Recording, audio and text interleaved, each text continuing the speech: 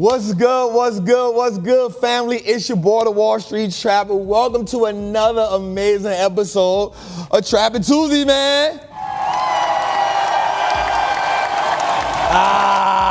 Episode 104, man. Jose, how you feel today? I'm feeling good. We moving along, baby. We are moving along like the little train that could. Only thing, we're a big train, dog. You know what I'm talking about? All right, so we got a lot to talk about this week. But I do want to, Jose, I want to start the show off with something a little bit different.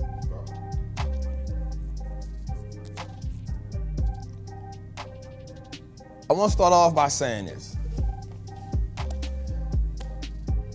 Right now, Jose, there is a rally in Chicago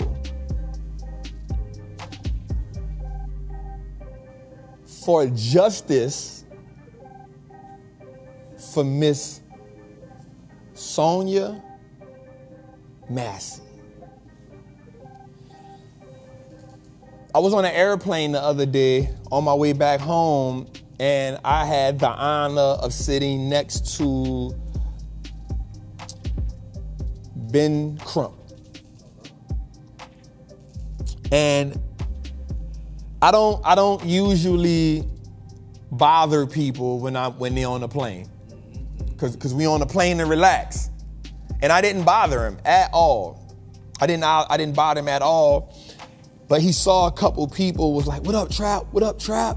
And he was like, "Yo, like, I'm Ben Crump." I'm like, "I know exactly who you are, brother. I appreciate what you got going." He was like, "Man, tell me, like, what you do. Like, I see people." And so I told him, and he was like, and I said, honestly, we are on the same. We have the same mission but we both want to get to the finish line for equality.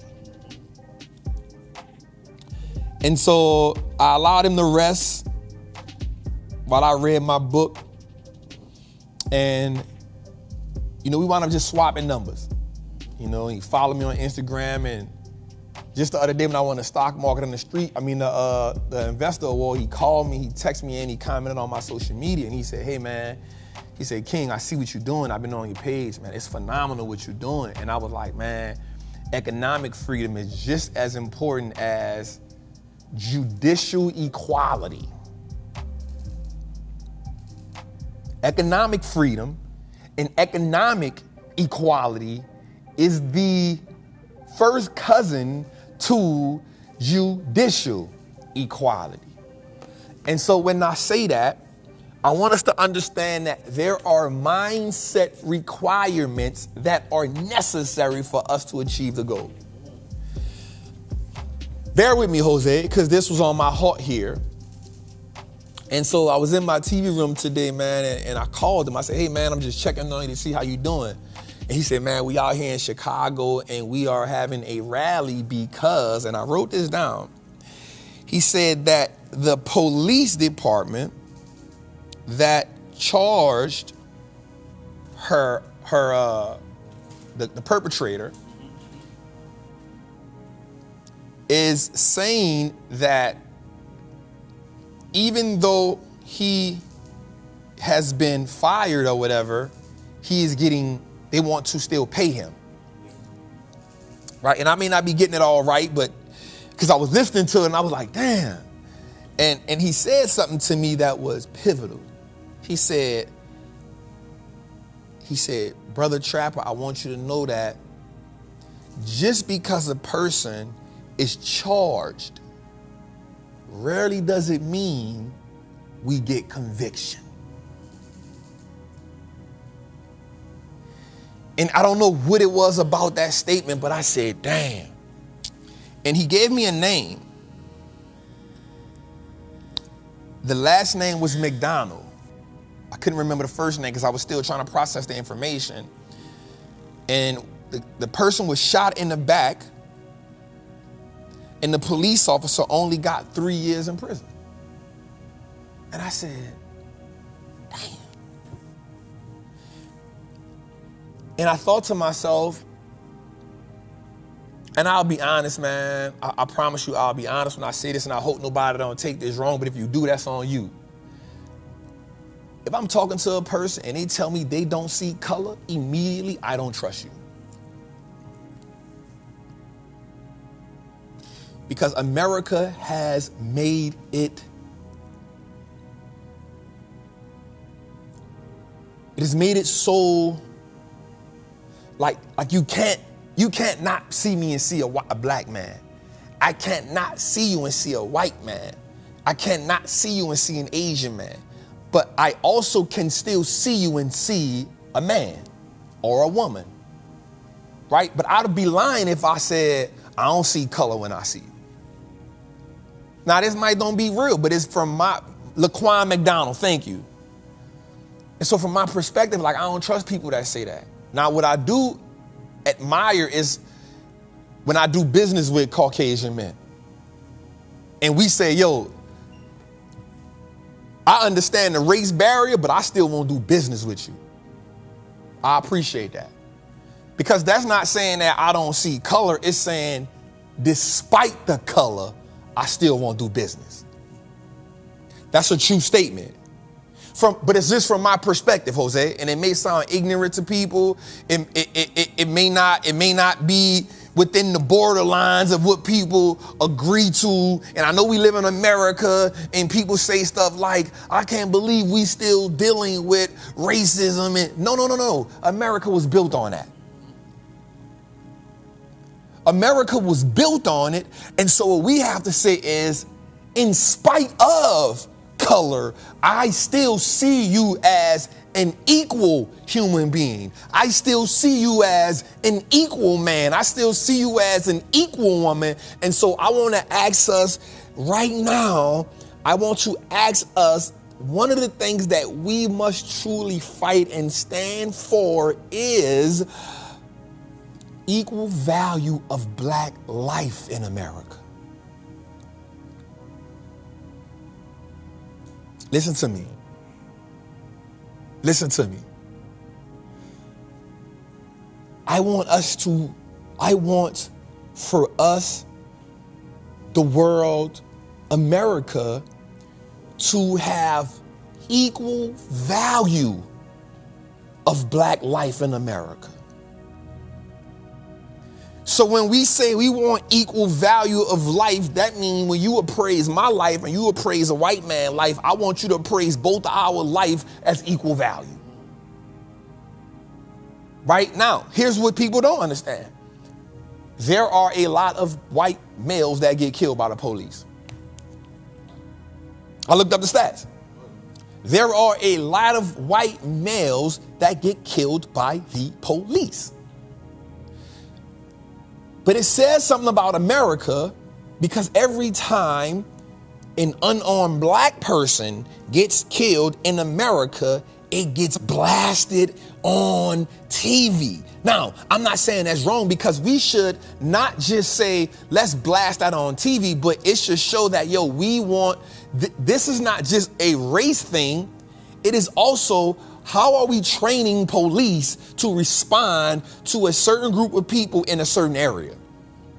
Because here's what I will say. That same police would not go in suburban America and have the same type of energy. That same police, if we in Atlanta, would not go to Alpharetta, Georgia, will not go in Buckhead, Atlanta, and have that same energy. But it will probably go in the Bluff. It will probably go in Summer Hill and have that energy. I won't sit here and say that all police are bad. I'm not going to say that because that's just like saying no black man takes care of his kids. It's not cool to generalize. And what happens is you have a group of people that, sad thing about it is they set the tone and they set the premise for how we look at everybody. I remember coming up in Mid-City, man, and they had these two police, blue eyes and curly hair. And because of the traumatic experience that we had with those two police, we looked at all police like they was bad.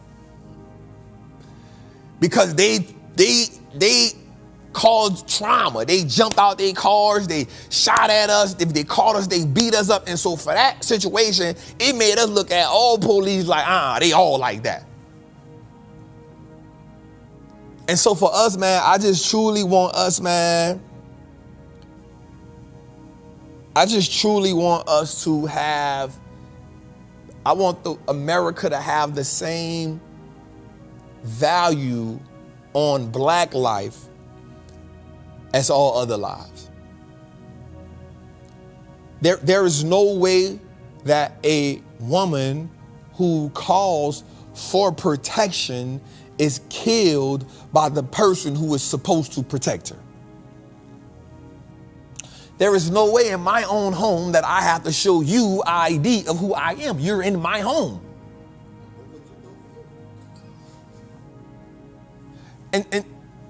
And so I understand that, and I said this a couple of weeks ago, Jose. I said that the citizens of America are exhausted, emotionally, mentally, spiritually, financially.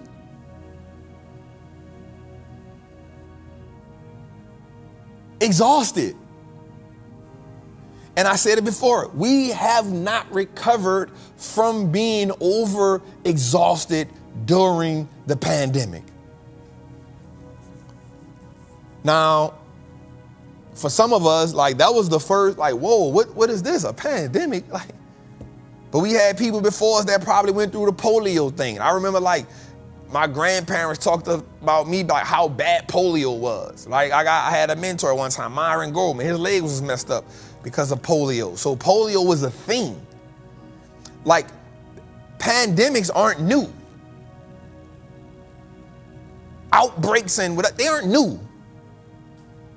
But we never recovered from that. And so we went from that to worrying about our paychecks. From our paychecks, how we gonna keep roofs over our head. From how we gonna keep roofs over our head, then the world made us beef between if you vaccinated and I'm not vaccinated. I had people that didn't want to be around me because I wasn't vaccinated. That became a division amongst the people. And then now we see people doing what?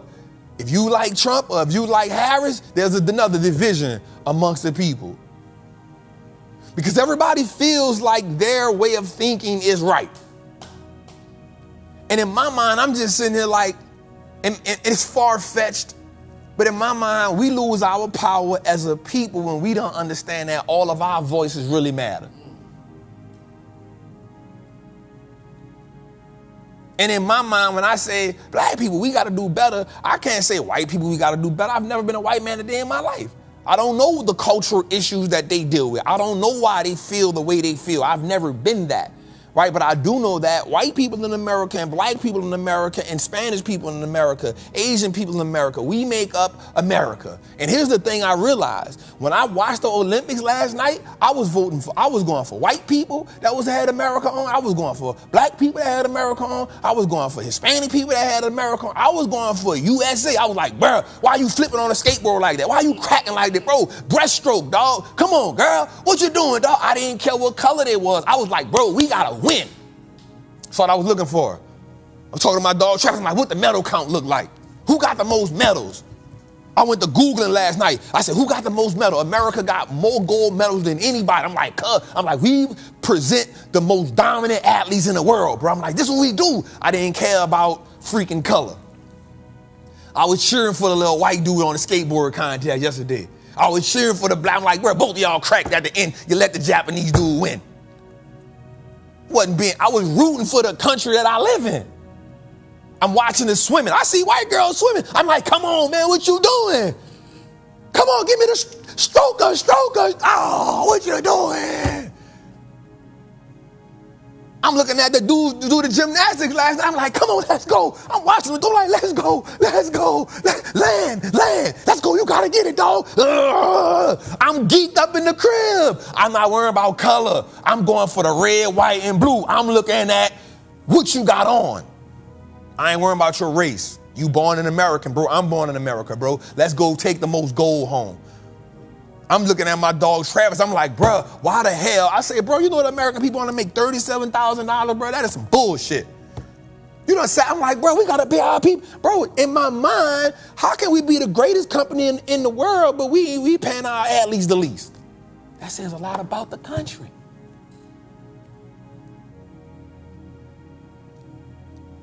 That says a lot about the country. So at some point,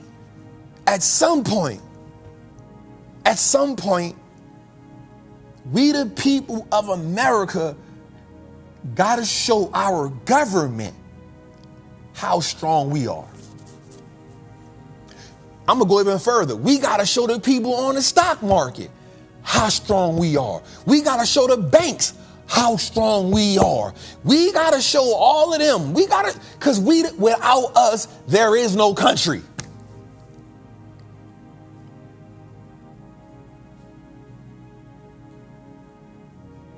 Without us, there is no country. If we say, bro, we're not putting no money in the bank, what they gonna do? I don't care what the rate says, we ain't lending nothing.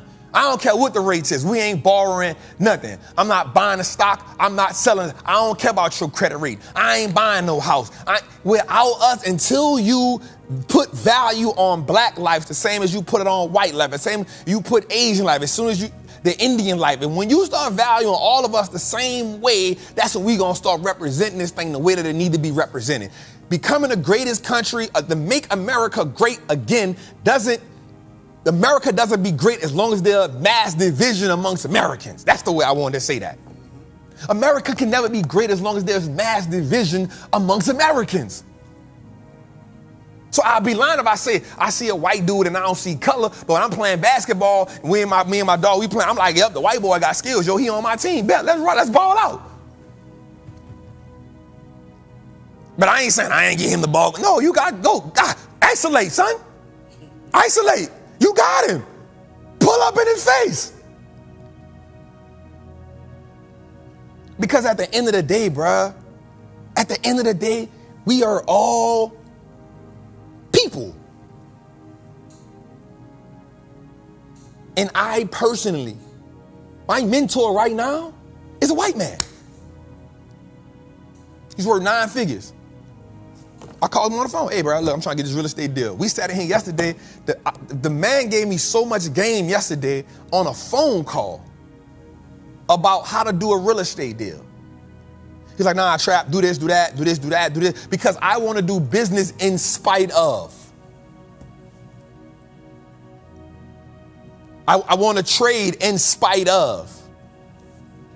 I want to help him with what I'm good at, and he can help me what he's good at in spite of color, in spite of ethnic background, in spite of where I came from, in spite of where I grew up at, in spite of where I went to school at, in spite of me going to prison and him being a college graduate, in spite of all those things that make us different. The common goal is how do we come together and be better? In spite of, those are the mindset shifts. Those are the mindset requirements that have to take place. But before the mindset is shifted internally, we have to shift. Internally, I got to look at another man and out the gate know that we are equal. I got to look at that woman and say, I'm not superior to her, but here's what I bring to what she has going on. Whether it's a white woman or a black woman or a Spanish woman or an Asian woman, we are all equal because we are here in America trying to provide and trying to create better lives, not only for ourselves, but for our families. In spite of, those are mindset requirements about that's how you make America great again. That's how you make America great again. You don't make America great again by causing division.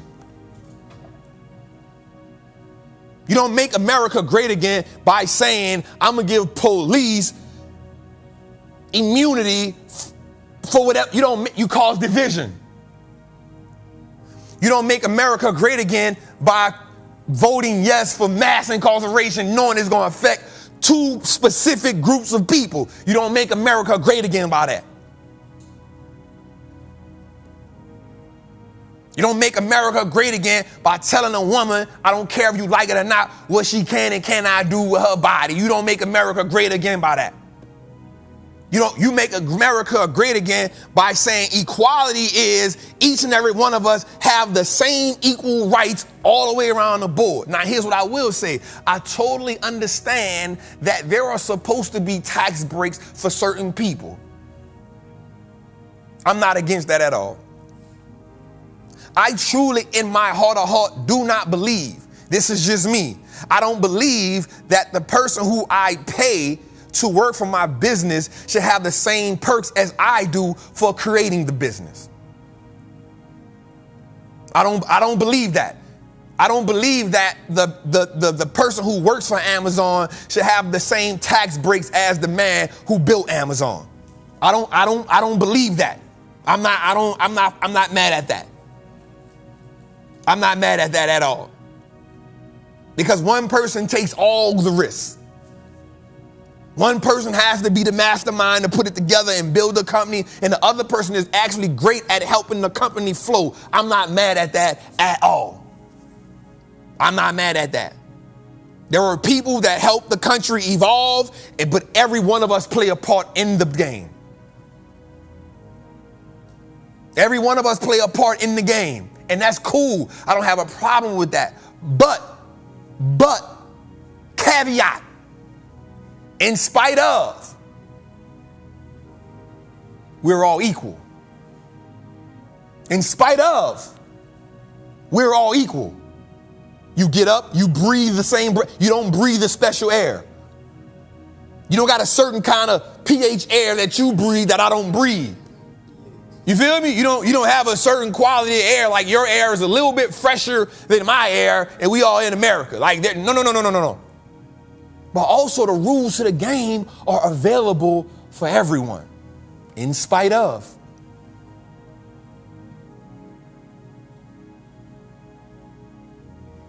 In spite of mindset requirements, yo. And I know I am 100% probably just speaking, I don't know. It's a facade maybe, I don't know. Imaginary, I don't know. Am I dreaming big? I don't know. But I understand that, like, I don't get it, bro. Like, it be pissing me off sometimes.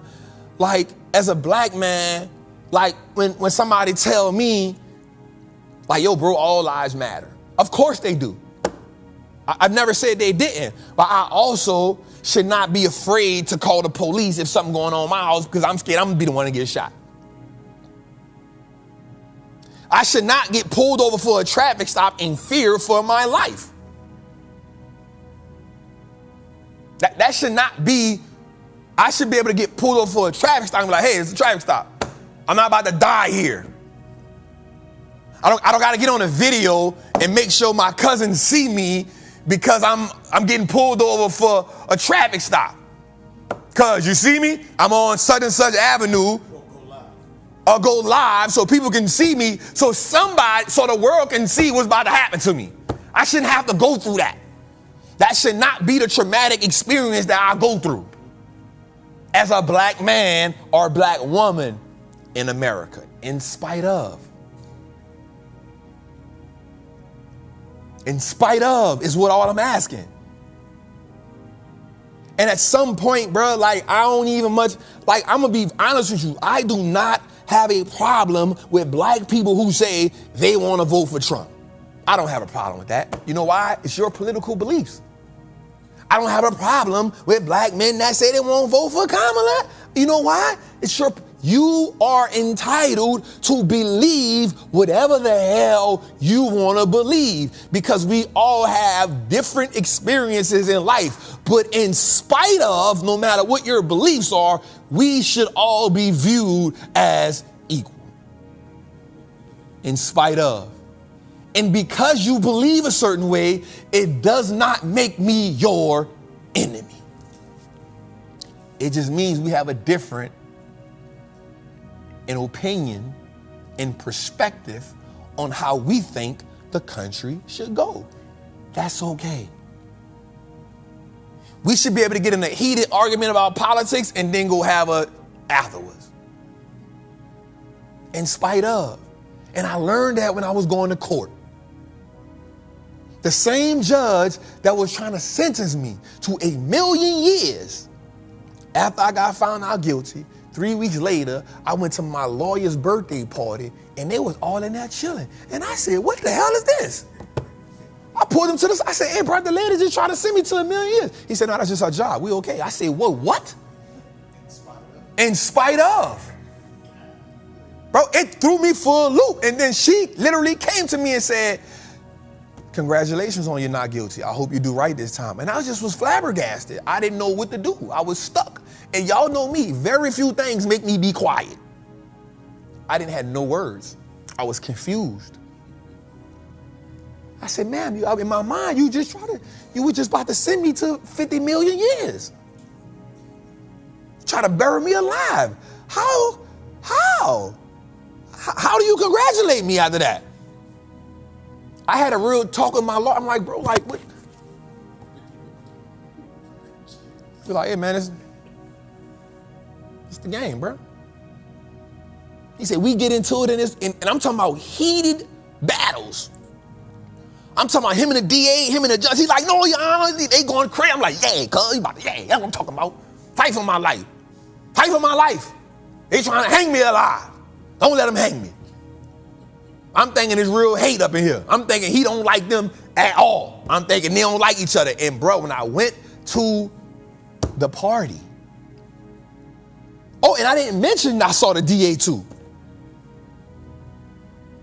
And she was like, yeah, you got me on that one. That's Mr. Howard right there. Yeah, you got, I was like, bro, you got to get me out of here. I don't know if I belong here. I got too many emotions going on. The judge here, the DA here. Who else gonna be here? The bailiff? I don't know how to feel right here. My emotions are all over. My emotions all over. How am I supposed to feel here? Y'all just try to send me to Jerusalem. In spite of.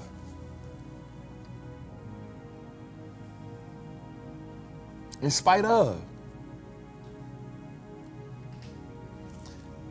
The division in America is will keep us from being great. I remember and watch this. And then we're going to get to the show. My daughter mama has a kid my sister has a younger brother and an older sister. And I remember I called the sons, which is my daughter's little brother. I remember I called my daughter mama one day and I said, hey, yo, give me, his daddy number. I want to holler at him right quick. And our relationship is good. Like, it ain't bad. And she was like, all right, cool, bad, yeah. Wasn't what you want his number for? What y'all about to talk about? It wasn't none of that, right? There was a trust factor there. Stick with me here, Jose. And I called him. I said, what's up, son? He said, man, what's down? I said, look, I want to ask you a question as a man. I said, Lily loves her little brother. So I don't want to do it without your permission. I said, it's wrong of me to know that she wants to spend time with her little brother when I take her somewhere. And I'll be like, nah, man, I ain't bring him. I just want to spend time with you.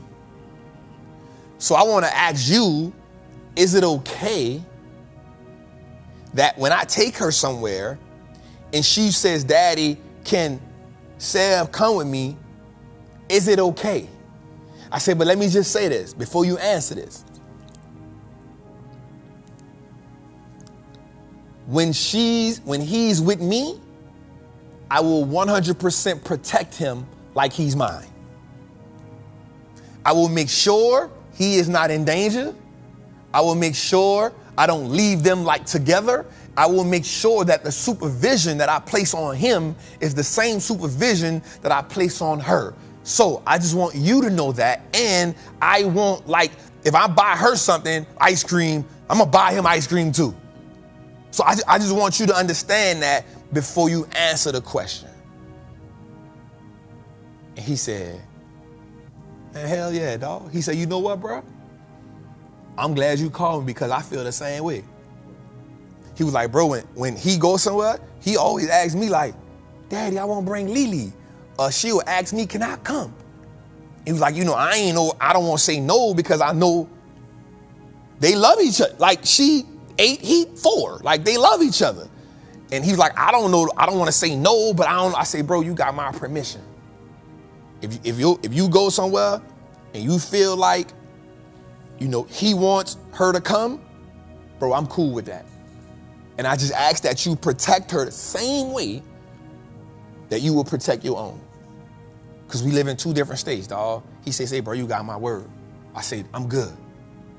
And from that point on, she'd be like, Daddy, can I bring Sal? I'm like, shit, come on, Sal, let's rock. What up, Free? What up, dog? What's that with you? Can I come, man? I ain't tripping, come on. Why did I say that? Because the differences weren't something that kept us apart. We didn't allow it, that ain't mine. We didn't allow that to say, nah, bro, you can't be around. It was, nah, bro, like, in spite of. It's so easy to allow minute details to cause huge friction instead of using the details to say, how can we come together? That's all. Let the facts be the facts. And what are the facts? My little girl loves her little brother.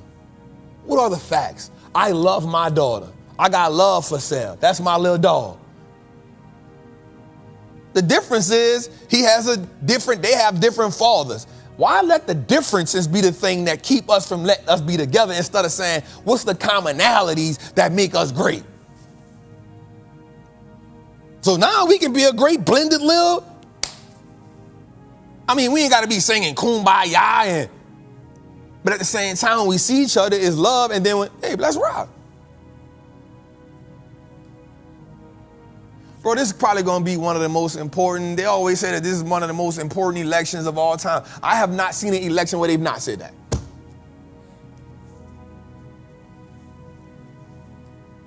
I've not seen an election when they have not said that. But here's what I also understand. The people have evolved. We the people of America have to demand better from our politicians, from our representatives, from our presidents, from our police, from the judicial system. When one person gets shot by the police, we all gotta act like all of us got shot by the police. When one person of us get beat up by the police, we gotta act like all of us got beat up by the police. An injustice to one person is an injustice to all of us, not just to black people, but it's an injustice to American people.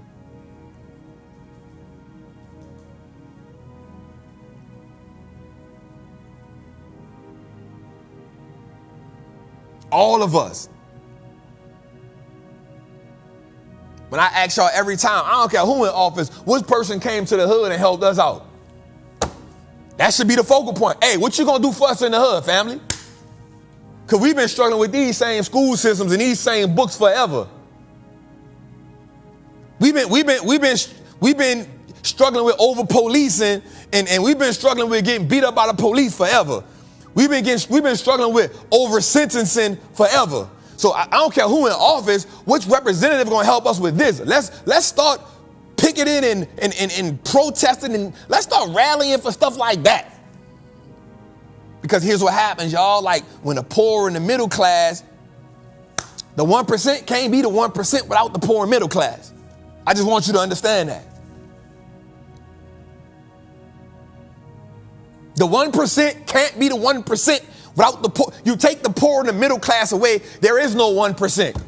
They feed off each other. Then somebody in the 1% got to become the poor and the middle class. So the poor and the middle class and the small business owner and the employee, we are all essential to America vibrating at a way to make it great. So why don't we find the things that make us great together instead of finding the things that separate us? Mindset requirements are essential in 2024 moving on, not just the president. It's your boy, the Wall Street Trappin, episode 104 on the way. Let's go, man. Jose, how we feel today, dog? Hey, this how we started. Of course. This how we started. I feel amazing about this, bro. 38 minutes. Sir, that ain't bad. I'm saying, that's good. That's good. I like that flow. How you feeling, bro? How your energy feel? Nah, I'm feeling real good. Ah, that's good. That's good. That's good. That's good. That's good. We got a lot of stuff to talk about tonight. Let's just talk to our people right quick. Shazam X was good, family. Dancing Diamonds was good, family. Miss Kim, how you feeling, baby? Queen, wife, mother, daughter. Okay, I like it. I like it. I like it. I like it. Tori Simmons, I feel you. It's the concept. Common ground. I see you, family. Tori Walker was good. Wanda Prime-Rose. I'm just saying Wanda Hawkins. How you doing? Six Hustles. I see you. I see you. Ronald Jones. Let's go. Tori Walker, I'm feeling amazing. Thank you, beloved. Kenyon Parker, that's a bar there. Salute, family. Kalada, I hope I said it right. Young, how you doing? C. Bush was good, family. Javon Banks was good, family. Dennis Clark, I see you. Rams Fitness was good, family. Jose, we got 2,600 people in the chat in 36 minutes. Let's go. You know what I need? I need some water. And I need some ice. Travis, you ate my damn popcorn. I got my brother in here, man, Travis Bentley. If y'all go look at my stories on Instagram, he the one I bust his ass in the chest last night, back to back, bust his ass. Bust his ass, Jose. I'm talking about bust his ass. You hear me? He come to my house talking all that crazy stuff. You know what I was doing in prison? I said, no, you wasn't. No, I think I got one, George. Mine. It's a green bottle. Yeah. I said, no, you wasn't, though. I've been, like, punishing you. I'm going to checkmate you in 3 moves. I was killing him on them. Massacre. It was a massacre. It was a massacre. It was a massacre, Jose. It was a massacre. But I want to salute my dog. He beat cancer. That's a new one? Yeah, give it a. Let's go. Is it open? Is it cold? Ah, some of the best water in the world right here, dog.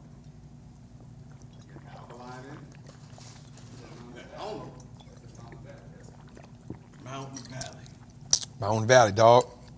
From the valley of the mountain. They need to give me a cut me a check. Cut the check. Yeah, for sure. Definitely got to cut me a check. My dog beat cancer. Salute my dog, man. I love him for that, for sure. It's crazy when I look at him because I met this man in 2002. So we've now been friends about 22 years. 22 years, man. And we've been rocking. And I say this all the time, like there's a few people in prison that really like, you know what I'm saying? And I will say this. This ain't nothing against nobody that I am cool with and who I've met at this part of my journey. But when I get with people like Travis, it reminds me of I be fulfilled. Like I smile a little bit more. You know what I'm saying? Like I smile just a little bit more. There's a version of me that comes out. There's a version of me that comes out when I'm with them. I remember when we was at home, and I had Brandon with me for Mardi Gras. And Brandon said, boy, this is a different kind of trap right here. I ain't never. And I say, bro, it's because I'm home. Don't get me wrong, I got nothing but love for Atlanta. But New Orleans is home. It's home. When I get my dog Greedy with me, that's home. When I get my dog Ghost or my dog Travis, Gene, Fatty, that's home. That's people who knew me before there was a trap. And those are people who will look at me the same way. Their vision of me didn't change because of who I am. And so for that, I just want to tell my dog, man, thank you. I'm proud of you for coming out here, spending some time with me, man. Amazing couple. Don't you cry. Don't be that guy. Anyway, man, let's get to it, man. We got a lot of stuff. Jose, what the hell you in at, dog? Anyway, we got a lot of stuff to talk about tonight, man. We're gonna get into it. Where you in at, dog? Bro, why you ain't want my man to cry? Cause he's such a sucker. He's such need to cry. Hey, look, his wife texted him this morning and said, "You letting Trap beat the piss out you in the chest, huh?" Oh, that was some of the most gangster shit I saw. That wasn't the wife said. That was his wife said. Ex-wife. Let me make sure I say that. His ex-wife. Okay. His ex-wife. Okay. His ex-wife. Clean that up. Because he won't be single. He won't be single. He want people to know he's single. That's why he said that. All right. So I got to make sure I don't take that away from him. Okay. All right. But his ex-wife. His ex-wife say, "You letting Trap beat the piss out y'all, Dad." And I should have FaceTimed her. I should have FaceTimed her and said, he ain't got no choice. I should have doubled down on him. He ain't got no choice. He can't beat me. Travis, you can't beat me. I can't. You cannot. What happened on basketball today? You didn't record the wins. That's always your freaking excuse. All right, let's get to it, Jose. We got a nice show today. Let's get up, man. We got a lot to go. I'm not giving you his IG. He asked me today why I don't tag him. I said I wouldn't dare. I wouldn't dare tag you. I wouldn't dare tag you. I wouldn't dare let you get your followers up. I wouldn't dare. I wouldn't dare let you get your followers up on me, dog. Go earn them yourself. All right. Let's get it, man. We got a good show tonight, Jose. 2,800 people in the chat, Jose. Let's get it, man. I am a certified Wallstreet trapper. I am confident in my ability to make great. You all right, Tudor? was a sign. Was it a sign? All right. I am a certified Wall Street trapper. I am confident in my ability to make great investments. The stock market is a machine that prints money, and I am more than capable of operating this machine. Not only will I free myself, but my family will eat for a lifetime based on the information I apply today. I'm a money maker and a wealth builder. Today, I break all chains that anchor me to that poverty mindset. My ancestors will smile now because I've turned our last name into an asset. My family's purchasing power will increase indefinitely. Today, I make the declaration that no longer will I be a slave to money. No longer will the generations behind me inherit lack. No longer will I submit to selling my time for money. I am a first-generation millionaire. I am the architect of my family's legacy. I am a certified Wall Street trapper. And Wall Street looks like us now. Let's go, Today.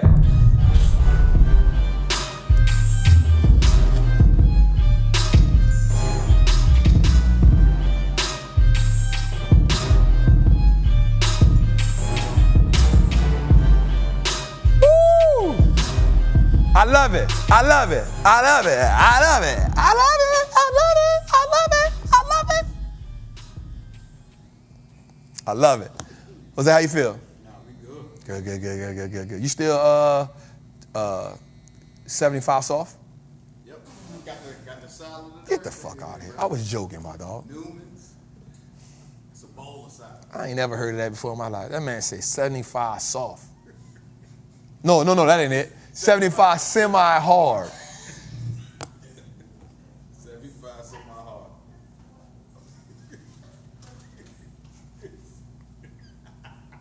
Don't try to explain it. Nah, we good. 75 semi-hard. Jose's the first person I ever heard say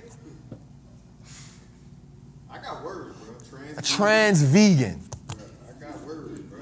I said, Jose, either you a vegan or you not. Nah.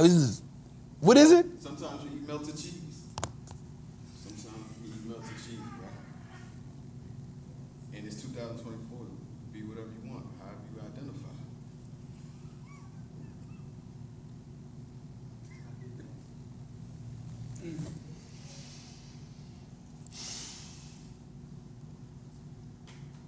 Trans vegan.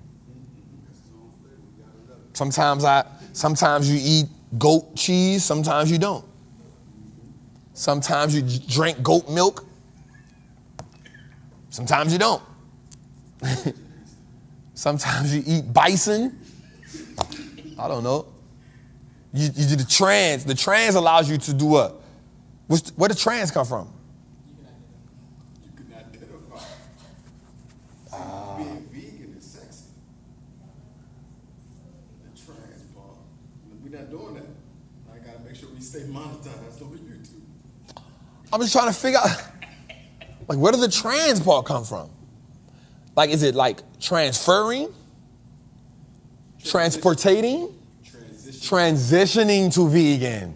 So how long do you be, because I remember you saying you was a trans vegan for 2 years. That means 4 years, so you never really wanted to be vegan.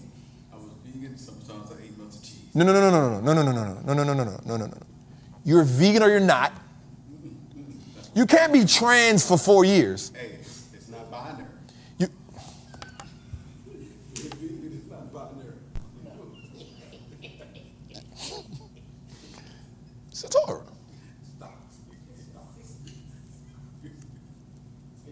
So you transitioned for 4 years? And then after the 4 years, like, nah, this ain't it for me. This ain't my life.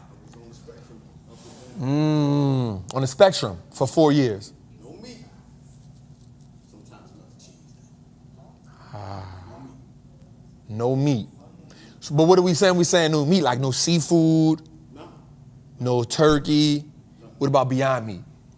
I was doing That ain't that. That ain't too healthy, but it ain't no meat. I'm more confused at that than I was when I walked in the party with the judge and the DA. I was like, man, somebody say flush Jose, man.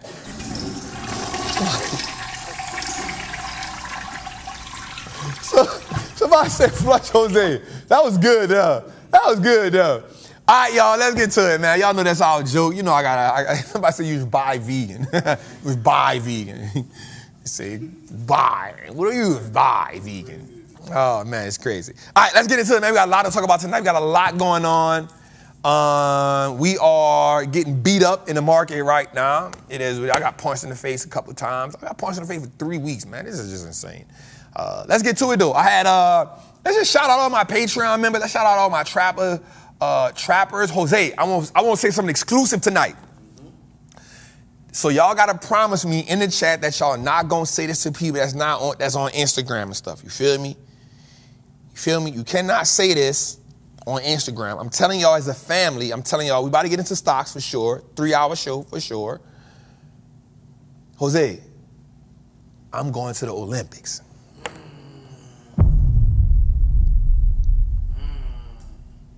I was in my house watching the games, and I said, you know what? Why not? I said, why not, Jose? I said, listen, I don't know what 2028 gonna be. We might be in a zombie apocalypse. We might be in a civil war. Armageddon. The Great Flood. Anything could happen in 4 years. But guess what I got right now? I got the opportunity. And I got the time. So I said, you know what? This is the last time I'm going to see LeBron, Steph, KD. It's the last time I'm going to see that. I need to go experience it. So, Jose, we got flow seats to the Olympic game. Come on, man. That's what we talking about there. That's what we talking about there. We got flow seats. And they say money don't buy happiness. It will give you an experience. So it may not buy happiness, but it gives you an experience, and the experience creates a feeling, and whatever the feeling is, you have the ability to control that. Somebody said, watch, as soon as I get rich, some BS happens. You feel me? You feel me? So man, I am so excited. I kind of got butterflies. You know, like the kid, before you go to school, you got your clothes laid out. I got that feeling. I got that feeling right now. Like, I just want to lay the clothes out. Like, I'm going to wear this. Like, I might see LeBron. I might see Steph. Like, should I throw him a Wallstreet looks like us now a hoodie and make him, I don't know. Possibilities are endless. Little seats, might get that camera. Get camera shot. Do I wear a USA shirt? What do I do, Jose? Do I wear the USA shirt? Do I wear Wallstreet looks like us now shirt? What are we doing? We patriotic? We going patriotic? We going trapism? What are we doing, Jose, when we go out there? What are we doing? You're gonna need the hoodie and the black hat with the stars on it. Nah, that's Amiri. We not branding them. Nah. Or a hoodie with a pin. Yeah, with a pin. A hoodie With a pin. With a pin. with the Go USA. Co-brand. We co-branding. The blue hoodie, cuz. With a red t-shirt underneath so it just peek out a little bit. You might be onto something. You might be onto something, Jose. Get a bandana and wrap around my head. A white bandana. Yes.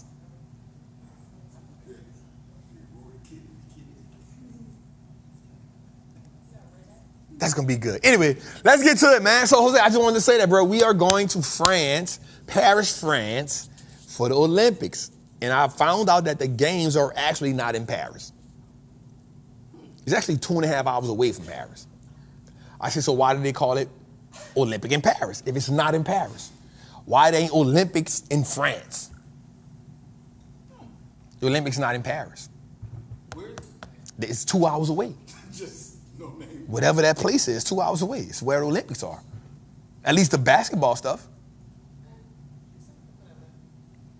2 hours away. That's crazy. Anyway.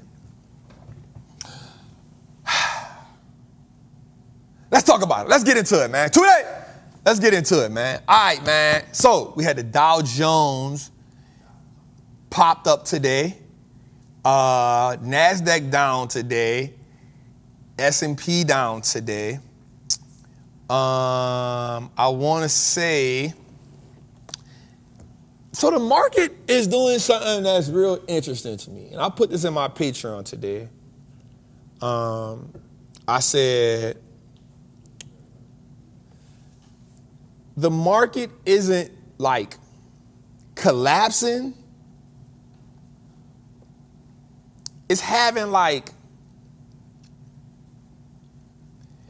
it's having these repositioning phases. And it's not even that they're taking money from companies that have skyrocketed over the last 18 months. And they're taking that money and they're putting it in companies that lagged the last 18 months.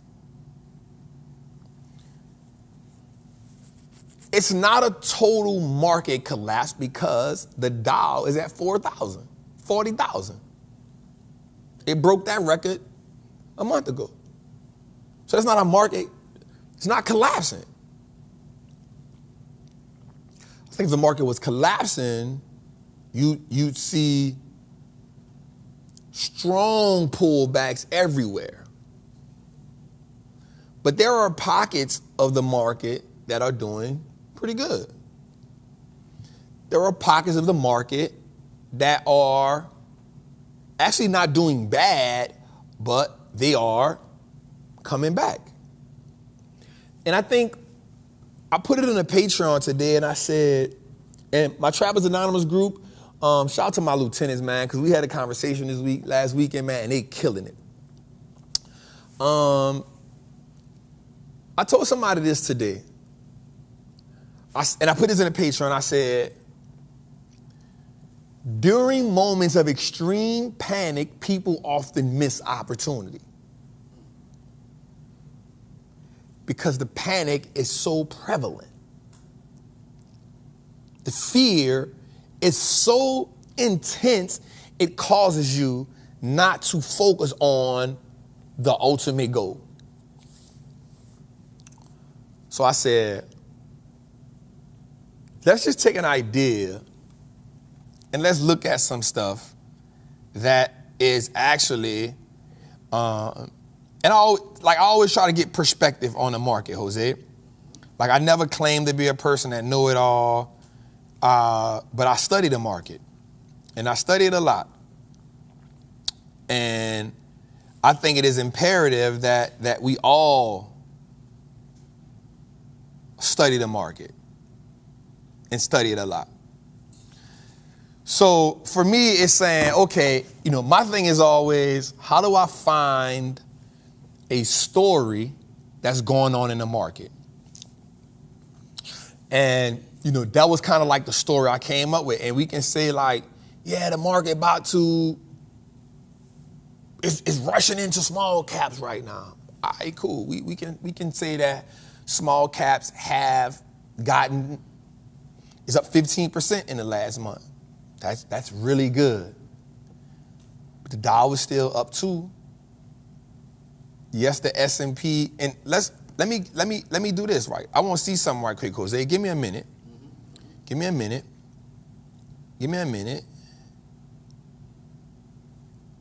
Because I want to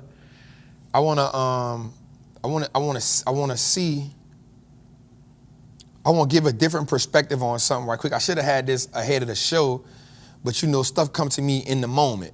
And when it comes to me, I still want to be able to 1 month perform. Let's go to 1 month. And then let's go here. All right, so watch this. As we go into this, so watch this. If we look at the market for 1 month, Jose, here's what I see. I see that the Dow Jones is up 4.16% in 1 month. That's not small caps. 4.16?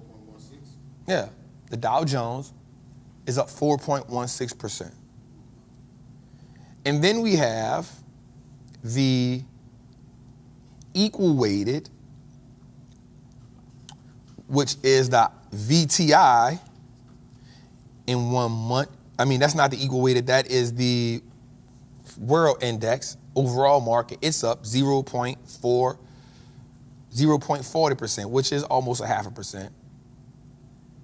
And then you have the equal weighted S&P, the equal weighted, which is the RSP, which is up 3.96%. All right, that is cool.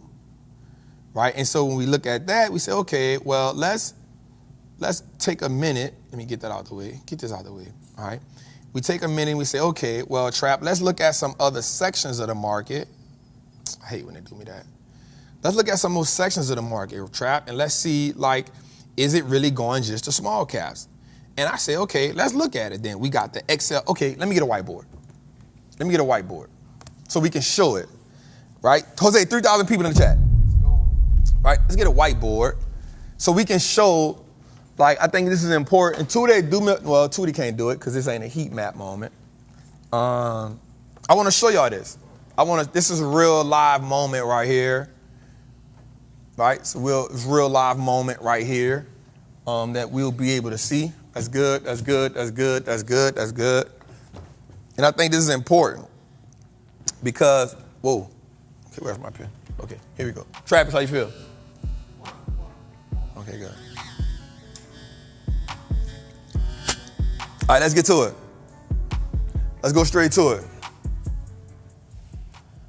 All right, so here's what I want us to see. Here's what I want us to understand. Here's what I want us to look at, right? When we talk about market rotation, we talk about market movement. So first, let's just understand these things right quick, right? And Jose, this is going to be a show because this show I got some stuff lined out that I really want to teach about.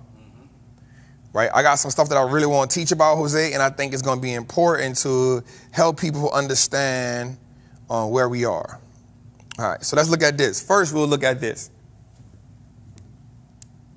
SPY, which is the S&P 500, year to date, Jose, it is up 14.93%. All right, let me get that on the TV. Let's go full screen with that. Right? Okay, so we have, matter of fact, let me get my writing right. And so this is why it's important for us as investors to be able to see the idea. It's okay for us to listen to the information, but we also have to. Jose, why they don't see the whiteboard? All right. So they're saying it's okay for them to say what's going on, but it's also important for us to see what's going on. It's also important for us to let the data also tell us what's going on. Right? To let the data tell us what's going on. So here's the first thing. Before we get into what we see, let's also understand what's going on. All right, so let's look at the overall picture. Let's always look at the overall picture is always the most important thing, because the one thing that's going to always kill us in the market is when we get short-sighted. Right? When we get short-sighted, we lose all focus on what's going on. You feel me? When we get short-sighted and say, this is what's happening right now. Trap, my NVIDIA play is killing me. It's okay. It's part of the game. That's why we don't buy stocks when the market is screaming high. That's why we take profits at certain positions. You know why? Because it behooves you to think that the market does this.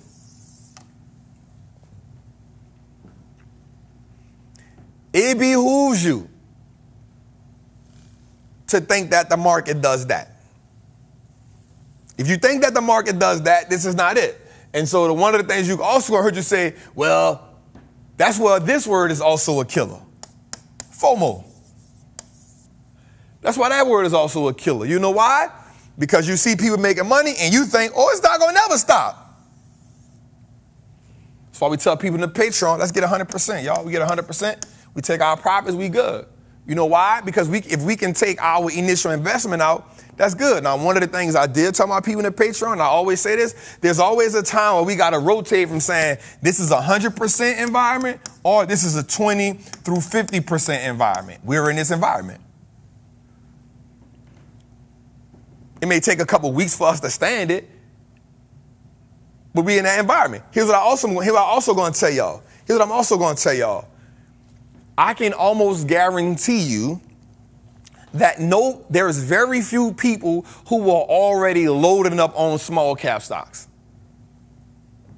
There are very few people who are already in position with small caps to take advantage of it. So most people had to wait a while to see that that's where the pivot was going for a second and say, okay, now let me gradually pivot with it. That's cool. They did have a run, and that's okay, right? But for you need to understand a couple questions. You need to ask yourself this question: did the story change on any stock that I purchased?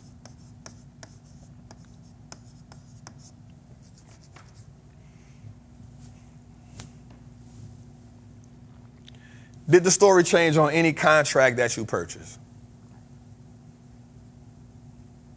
If the story didn't change on any contract that you purchased, if you're in a buy and hold scenario, you should not be thinking about, let me sell this stock because it's down. You bought a buy and hold. If you're in an option play, you got to ask yourself the same question. Did the story change? What environment are we in? Whether I got 1 contract, 10 contracts, or 5 contracts, that does not matter. Did the story change? If the story did change, you got to ask yourself this question. If it didn't change, how long do I have on this contract? Second one is, when do I cut losses? This is important for you. This is important. This is important. Man, when do I cut my losses? The one thing I always say to people is, Travis, he hear me say, boy, I see why you say that now. The one thing I cannot teach you is how to feel when it lost. I can look at it and be like, damn, okay, that's 1.6 million in the last 3 weeks. Fuck it. What we doing?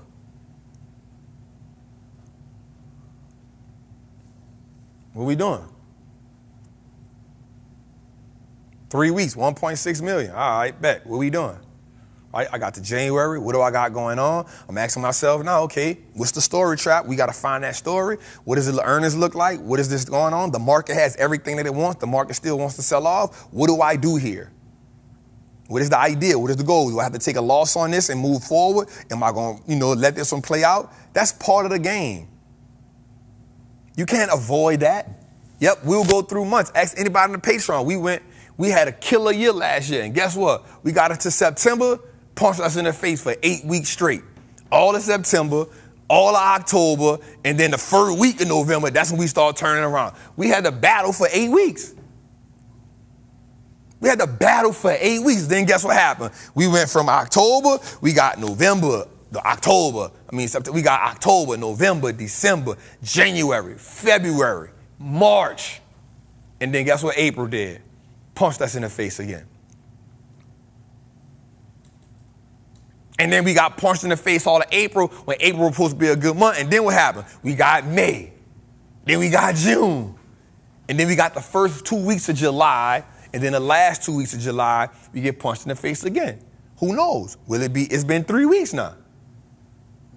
Will we go into 4 weeks? Will we go into 5 weeks? I don't know. Because the market has everything that it wants. The market has the rate cut sitting right there in its face. The economic data is telling us what? The economic data that they're putting out is saying the market should be excited about this rate cut. I'm not going to say the Trump trade or the Kamala Harris trade. Nope. The market has an election that is exciting. Cool. Politics to the side. The market is always right. How we play the market is where I sat down and I said, yo, CrowdStrike probably will get to like around 225. To me, that's a good area for it. It's at about 230 right now. It's in the area, 233 right now. It's in the area. You know why? Because an event took place. When an event takes place, remember what I told y'all. Is it a market event? Is it an industry event? Or is it a company event? In this case, we had a company event that affected the market for a minute. That's cool. Is the company still the same? Yeah, it's the same company. But did it have an event? Of course. Do events like that bounce back overnight? No. You know why? Because the market going to chastise them for a minute. Stock went from 375 all the way down to, and I just sat there, I said, ooh. Gonna go sideways for a little while. It's gonna wait till the next quarter earnings to really see what it's gonna do. You know why? Because they're gonna see who left. What did the revenue look like after the outage? Did you lose clientele? Did you pick up clientele? Did you give some money away? Because you're gonna have to give some money away. You're gonna have to dig into that free cash flow and give some people some money, because so the market needs to understand that, and we need to understand that. So if you're scared about NVIDIA going down, guess what? You should have never been there to begin with.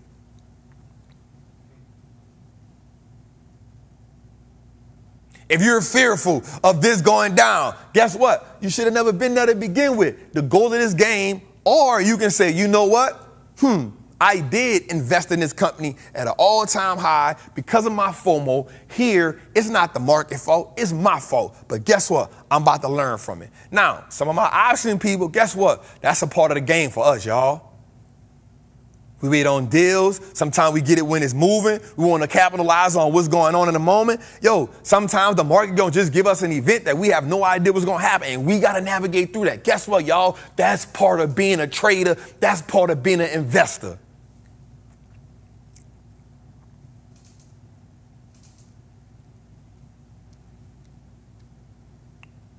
It's part of the game.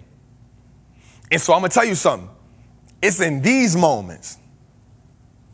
It's in these moments where you ask yourself, am I really built for this?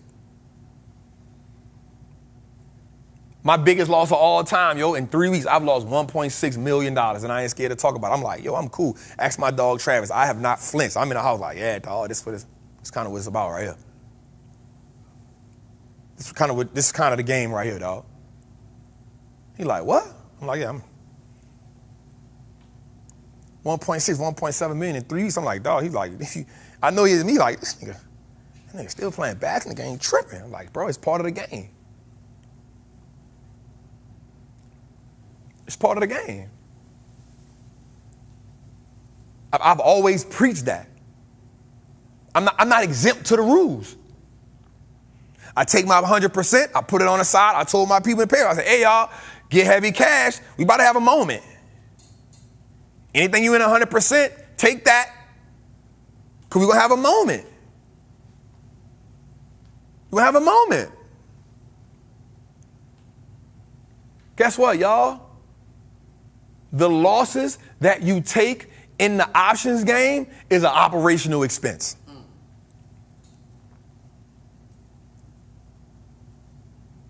The losses that you take in the options game is an operational expense. It is necessary, and you cannot negotiate the necessary. You can't. So people be like, oh, man, you stupid for this, bro. Bill Ackman lost $425 million on the play. Guess what he doing? Still playing the game. Bro, you think I'm exempt? But guess what? I'm going to die playing the game.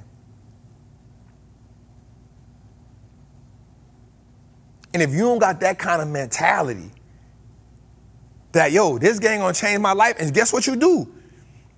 If you a gladiator, guess what? If you a gladiator, it don't matter what arena they put you in. That's what your mindset is. Kill or be killed.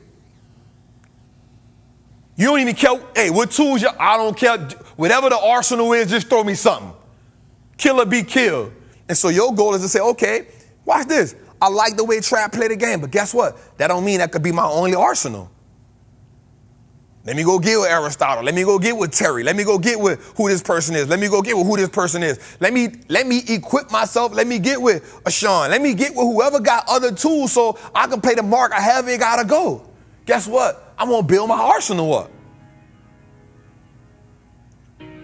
I ain't never said my way was the only way. Guess what? Anybody who won't play the game, guess what? Everybody got a way that they got some people, all they do is the wheel strategy. They got some people, all they do is cover calls. They got some people, all they do is iron corridors. Some people, all they do is scalp.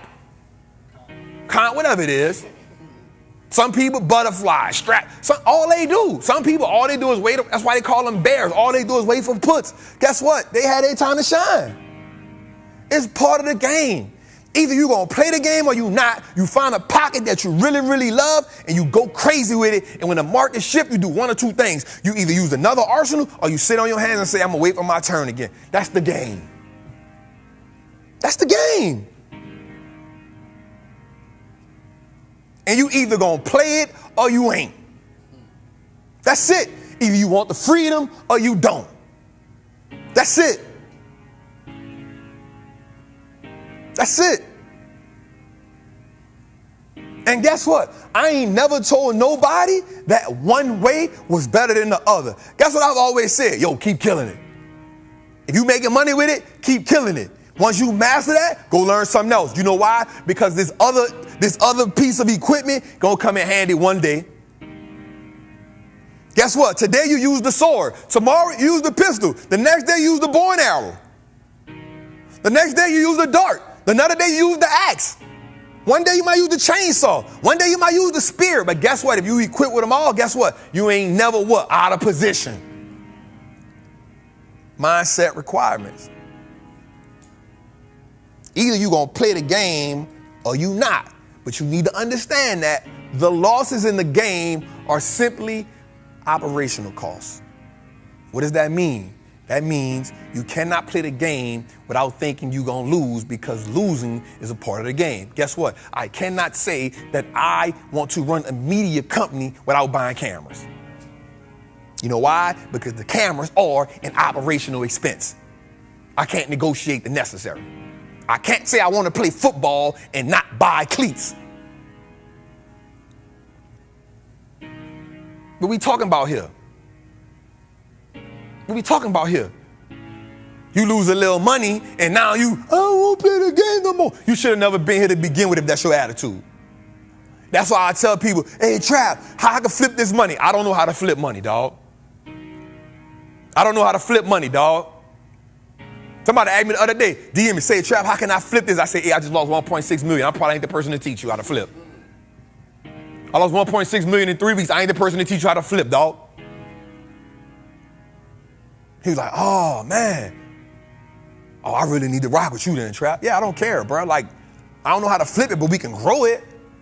And guess what? Just saying that right there is a mindset requirement. It's a mindset shift that is necessary.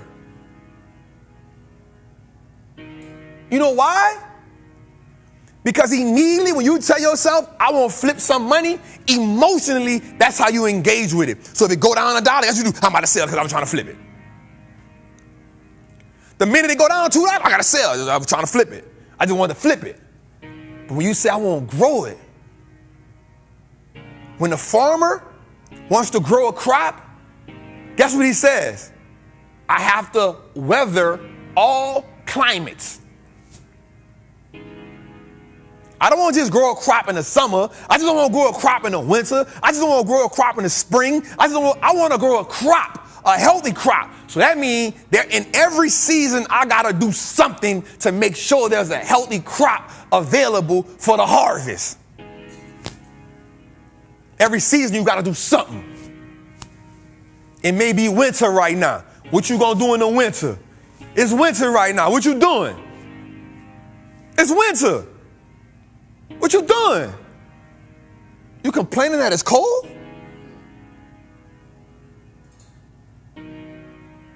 Because I told you in the summer, hey, winter. I told you in the summer, winter coming.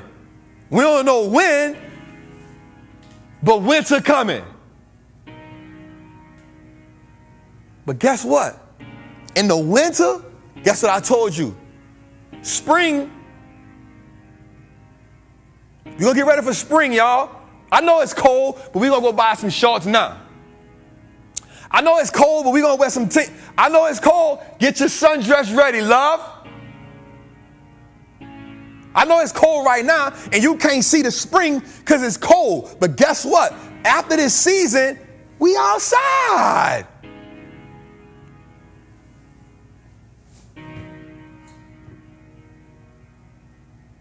Jose, right quick. Jesus asked the disciples one time, he said, hey, y'all, check this out. Let's go get this ride. We're going to go over here. We're going to get in this boat. Let's go get in a boat. We're going to go over here. Now, here's the crazy part. The part that's real dope that we don't give them credit for. They had done been through so much stuff with him. They had done seen him help the lady with the issue of blood. They done seen them water the wine, 2 fish, 5 loaves, healing leprosy, raising the dead. They done seen him do all this. So guess what?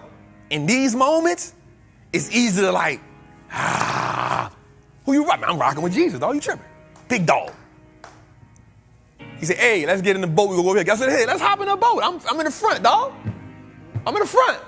Nah, I'm in the front. No, I'm in the front, dog. Big dog, where you want me to sit? I don't know. Y'all sit where y'all want. I'm about to go get some rest right quick. About to give me a little rest. I'm a little tired. I've been healing. I've been doing work. And y'all been rocking with me. So I'm going to take a little, man, big dog tired? Man, go on sleep, big dog. We got you. Get you a little rest. We got you. We going to hold it down. Everybody energy good. You know why? Because we feel like we got a big dog with us. Ain't nothing we gonna go through with big dog with us. He got us. We strapped. We straight. But then they got a storm. And they forgot all the stuff that he equipped them with. They forgot. You forgot that we done been through these. We done been through some things. This just a storm.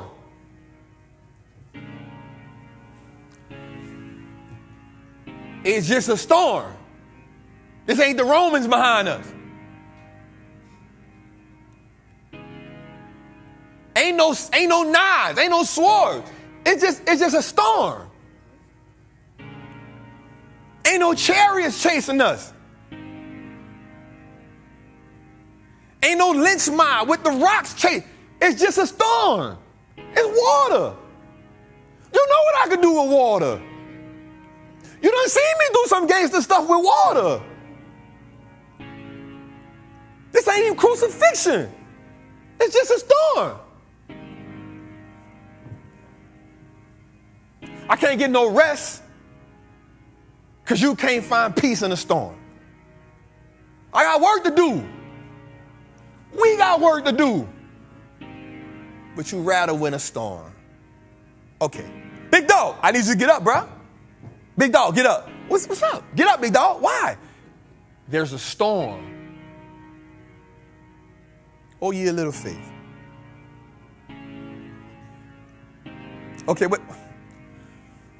Peace be still. Peace be still. Okay, cool. You go back to sleep. And now you look at each other in amazement like, damn, got big dog with us. It's just a storm.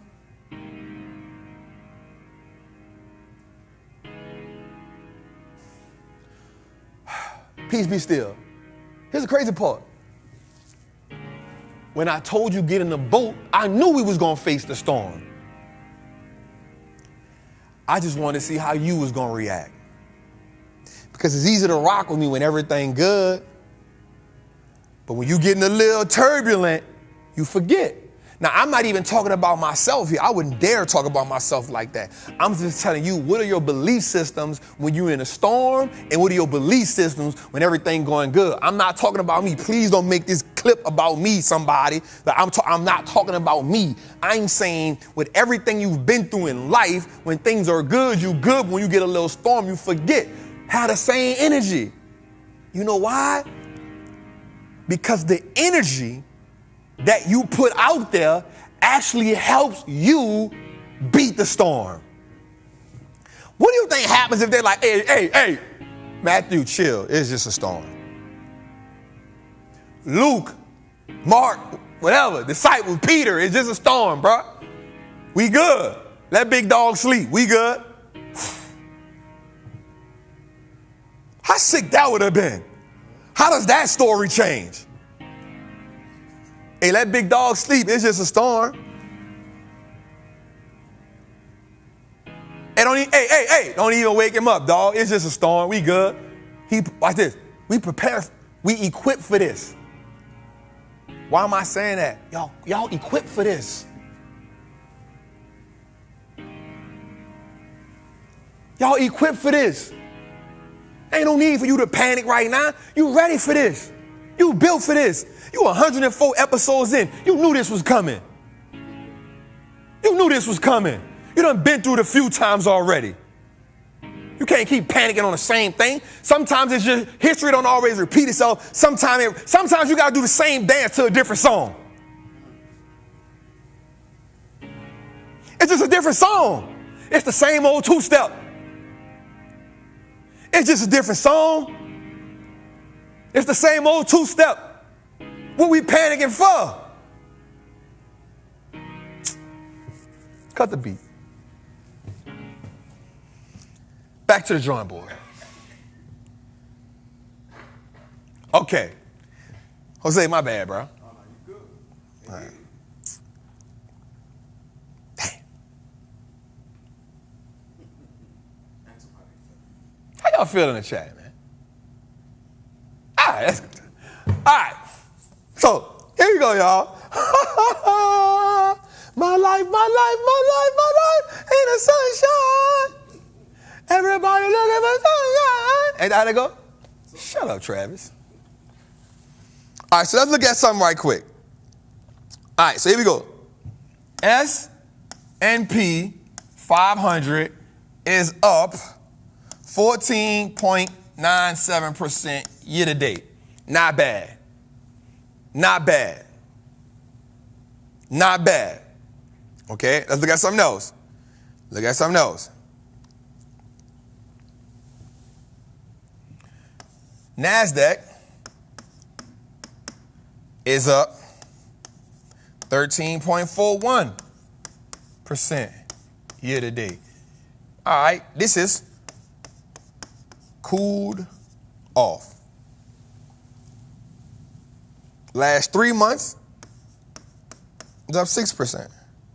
Last 1 month, it's down 3%. Why are we panicking?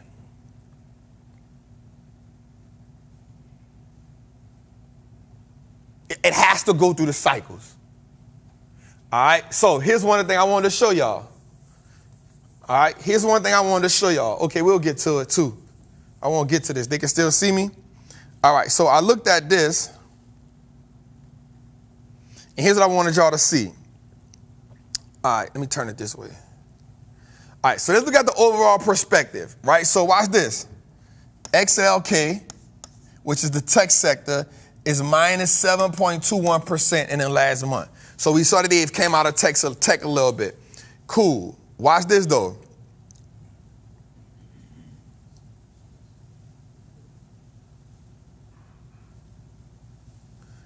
All right. XLV. Why I can't press it.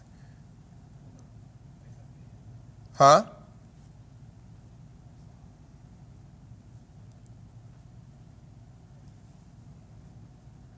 All right. XLV and XBI. So we talking healthcare is up 3.04% in the last month. And XIB, which is biotech, is up 6.77% in the last month. And so we put this on. We'll put this out. We'll put this out. One month.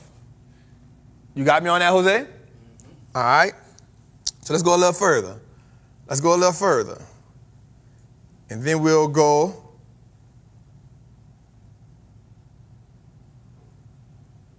All right. Then we go KRE, which is financials. The regional banks is up 19.18% in the last month. And then we'll do this. XLF is 6.67% in the last month. So that ain't small caps.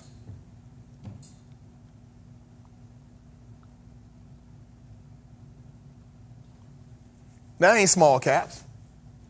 That's showing that the market has went, it's going some different ways, and that's okay. Okay, let's go a little further right here. Right? And then we can go here.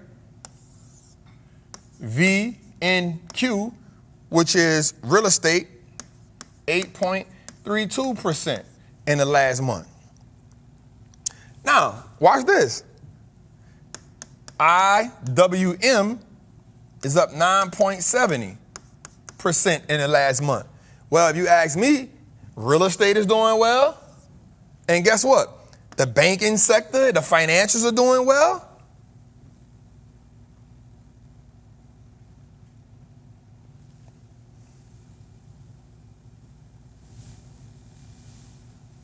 Right? So we're not taking away from nothing else that's doing nothing.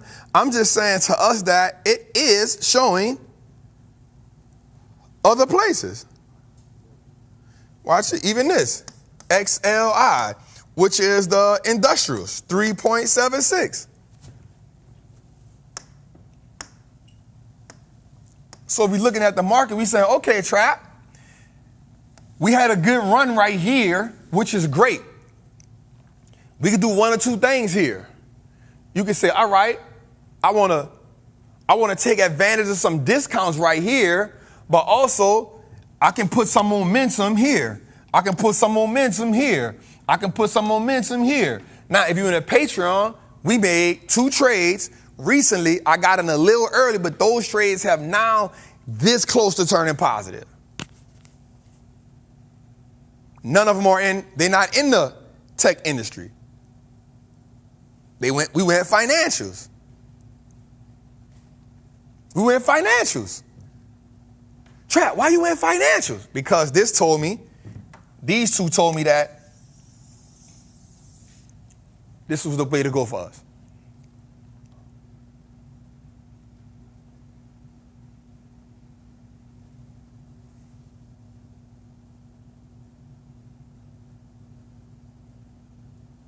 Y'all with me here? So we put 3 players on the Patreon. We put 3 players on the Patreon, and I saw when I put them in, people was like, "Damn, Trap!" Like, don't get me wrong, they did go south first. They went south first, but I didn't panic because the market said, and this is in a trapper options course. I don't gotta chase nothing. I can see what the market is pivoting and say, okay, let me go get some money from here. Now, let me look at the plays I'm in right now and say, all right, these are the plays I'm in right now. Which one do I have to just cut my losses on? Like, which ones can I say, okay, let me just thug this out? And if I do want to put some more plays in, how do I maneuver a little bit? And so I just go use the options masterclass the same way. And I say, all right, well, let me take some money. And I say, listen, my $1 million play, y'all, I had to get out of it because I needed some more cash. I needed to get equipped. And I've done it before. Let me get the cash here. I want to have $600,000-$700,000 on the side. You know why? Because I'm gonna reload it. I'm gonna reload it. All right, let me take that and let me go position here Let me go position here. Let me go position here. And then if the market's saying this, okay, cool, I might have to take an L here for a while. And we just say, okay, because we understand that this is actually growth in America, it'll kick back in. This is America. America cannot even grow without this. But will it be turbulent for a while? It's cool. Will it be turbulent for a while? It's cool. If I got cut a couple losses here and there because I was heavy here because there was a war in this and then they flipped the script, I'm okay with cutting a couple losses there and then reposition. You know why? Because the market always tell me where to go at. I ain't got to chase nothing. So neither should you.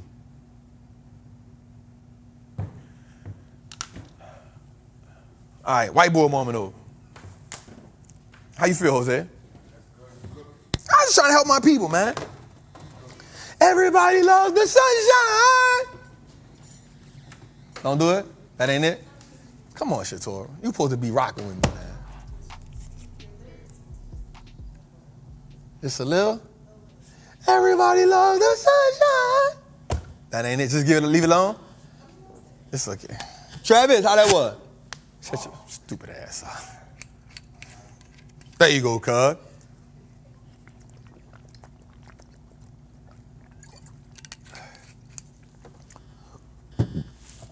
Oh, yeah, Jose. It's the last. What's today's date? Oh, yeah, it's definitely last. This the last. So we only have today the what, George? 30. You got today and tomorrow to get the birthday sale. It's over after that. It's over after that. You got today and tomorrow to get the birthday sale. It's over after that. All right. 2 days, let's go, man. Let's get into some work. All right. Damn. Oh, shit. All right, man. What do we look like? Heat check. We at 104. That means the market is actually being what? It's being bullied. 3.5 calls, 3.6 puts. Now watch this. Here's what I like though. 2 years. It's 2 years, Jose? Actually, the 9th. It's the exact per date. It's 54. Okay. No, he don't go on no per day. He go on the date. The actual date. Is the what? 9th. August 9th? I thought it was the 22nd. August 9th? Well, that's 2 years. How do we, you can't count no days. Leap year. That don't matter, bro. Date. Nah, it don't go like that, dog. Don't go like that. If you born on July 4th, July the 6th is not your birthday. The only person get away with that is people that's born on February 29th. You decide if you want your birthday on the 28th or the 1st. That's on you. I don't know how you do that. If you born on March the 15th is always your birthday, dog. August 2nd is the pilot. August 9th is the official first. Yeah. You figure out which one you want. You figure out, that means a lot to you. To me, we still trapping. All right, so we see that, man. We got our put call ratio at 1.4, which means the market is actually it's bear. But here's what I mean about this too, though. Watch this. Even with 3.5 million calls, 3.69 million puts is not a lot more. So they're not extremely bullish. All right, let's go a little further to it. All right, let's look at our heat map. It's kind of what we talked about. Banks, we see NVIDIA down 7% today. That was a whooping. And I got an idea, though. I wonder if it was the deal with NVIDIA because a couple other companies were talking about making their Apple and then was talking about with some chips things that they was coming up with. And that was kind of interesting, right? Even though they still are the actual, killers. Even though they're still the killers, it's definitely interesting to see. Let's see, Energy, Exxon, Pfizer, AbbVie, insurance, we see it, KKR, asset management, Burke, B, JP Morgan, Visa, PayPal popped 8% today. Ah, come on, PayPal. PayPal had a good earnings call. You slipping, Sean. PayPal had a good earnings call. PayPal popped 6% today. Goldman Sachs gave us 2% today. Travel is up today. Google gave us a little bit. Apple gave us a little bit. Meta down. Amazon down. Microsoft down. AVGO. This is getting pummeled. But after the bell, AMD is up big after the bell. They had a great earnings call. AMD is up $11 after the bell. AMD had a good earnings call. AMD is up $11 after the bell. It also gave a spike to Broadcom, up $4 after the bell. And let's see, Nvidia is up $5 after the bell. So, also, we saw that. Y'all know I always say this to y'all. I never trade Microsoft. I've always said that. Like, very rarely do I trade Apple, but I never trade Microsoft. And I'm not saying that Microsoft is not a good company. You know, it's a phenomenal business. But I just don't like the way that Microsoft moves. Like, something about Microsoft, I never felt comfortable about trading them. And so Microsoft is down $11 after the bell, down 2% after the bell. Still a phenomenal company, still an amazing brand. It's just one of those ones that I just never trade. Why? Because I never could get, so I only trade companies when I can understand how they move, right? But Microsoft, it moves weird. Like, it'll be sideways for months and then it'll just pop for a quarter or two. Enough to make it beat the market, enough to make it still a phenomenal brand, but it just, somebody said it just has random parabolic moves. Like, it's just, you be like, brothers, you be like, damn. And then one day you get up and it's like up $35. You're like, whoa, what the hell happened? You know what I'm saying? And then it'll do that for like 2 months, a quarter and a half, and then the rest of it'll just slowly just, and I always just, Microsoft is down because of cow strike. Nope, that's not it. Microsoft was down because of this earnings call they had where cloud revenue was down, and that is the nature of their business. That thing with CrowdStrike won't come into effect until next quarter, and it was only down for a day. They won't reap the benefit. They won't reap the punishment behind that. CrowdStrike will, because they're a byproduct of that. But that's definitely, it's just, I own a company. The dope part about it is I've owned Microsoft since 2015. It was $79. $79. I paid $79 for it. I never forget that. And I bought about 60 shares of it. It was $79, dog. I was like, damn. And here's the crazy part about it. 2016 to now is only what? 8 years? Something like that? Think about owning the company for 8 years and now it's at $400 and something. Crazy, right? So anyway, y'all know my game, man. Apple stock did keep the poverty away. Let's go a little further, Tudor. Fear and greed. The market is a little fearful right now. Not neutral, 42. It's fearful. It's fearful. And I completely understand.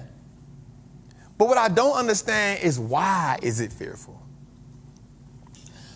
I don't understand. I'm going to be honest with you. I usually find what's the word I want to use here? I usually have a thesis that helps me create a story on why. Just because the market is rotating into certain other stocks, that's cool. That happens. Markets rotate all the time. But I don't understand right now, and I'll be honest with you, and I've been trying to research, I've been listening, and the reason why is because the market has gotten everything that it wanted. And so that's why I'm still kind of, let's go a little further, Tootie. Jose, this is what the people want to see. Jose, this is what the people want to see. They want to see the blood. They want to see the blood. But guess what? We ain't scared of showing no blood. Let's get into it, Tootie.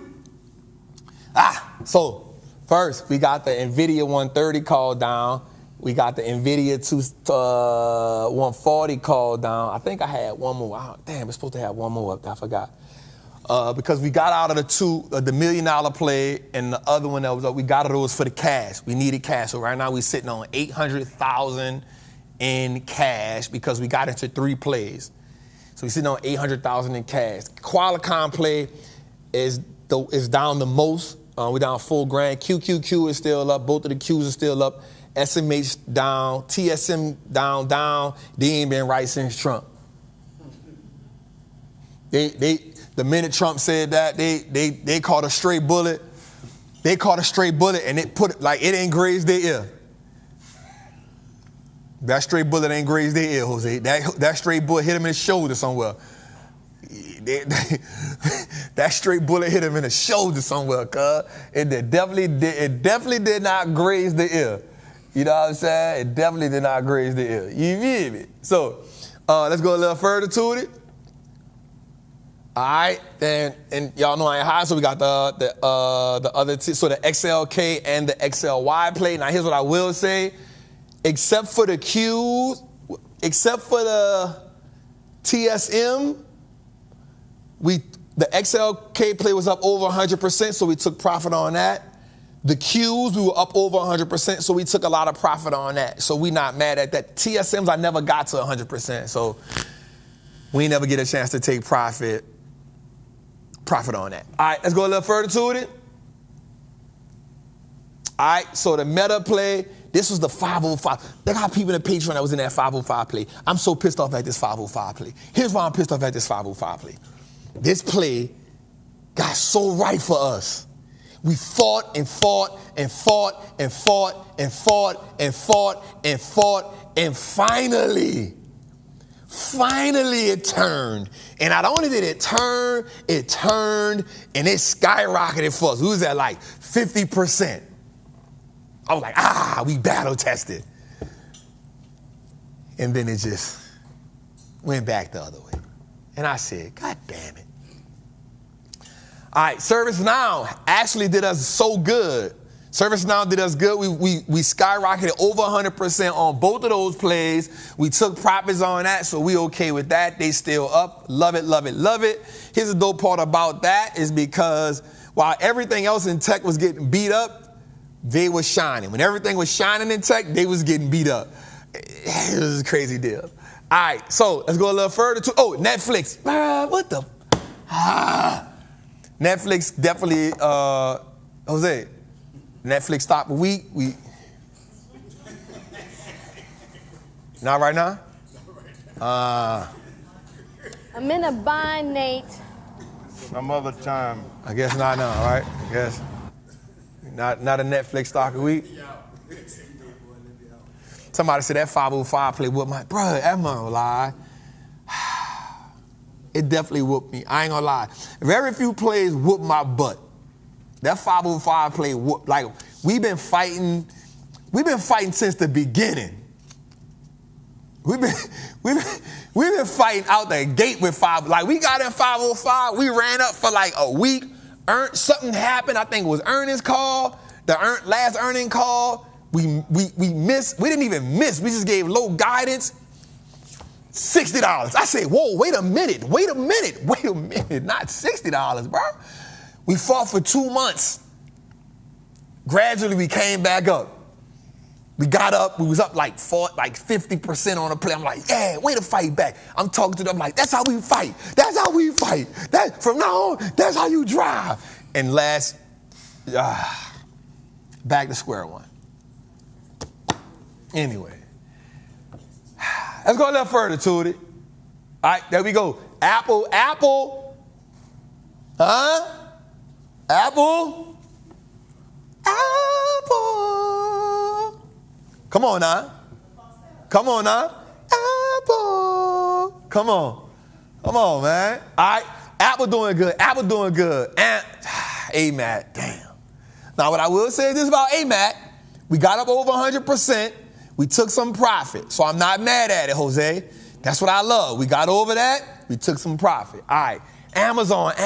Yo, I'm going to tell you something about Amazon. I believe that everybody should own this company, but I think that my Amazon 185 call, I think I might die on it. Because here's what Amazon, now, this earnings call going to be interesting.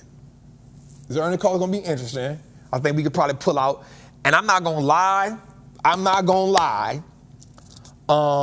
I am extremely tempted because the Amazon call actually peaked. It be going back and forward, but it's been gravitating between, I've been watching it. It's been navigating between this 179 and this 183. Look at it. It's 181. It's been navigating between 179 and it's been doing it for 3 weeks. It's been navigating right there, and I truly feel in my heart of hearts that I need to be here.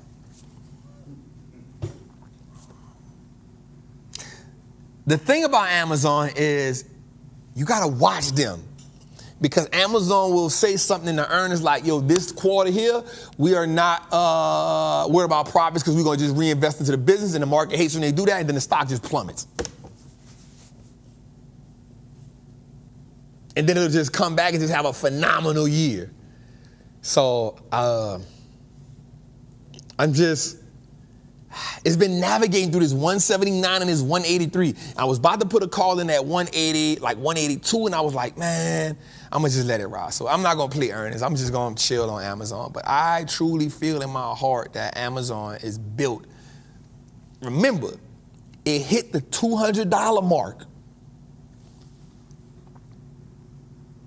201 was the high. Huh? Did I take profit on Amazon? I don't know if we ever got 100%. I thought we got close. We was at like 80%. We never hit it. Yeah, we never got 100% on Amazon. I never got to the 100%. I never got to the 100%. All right, let's go a little further.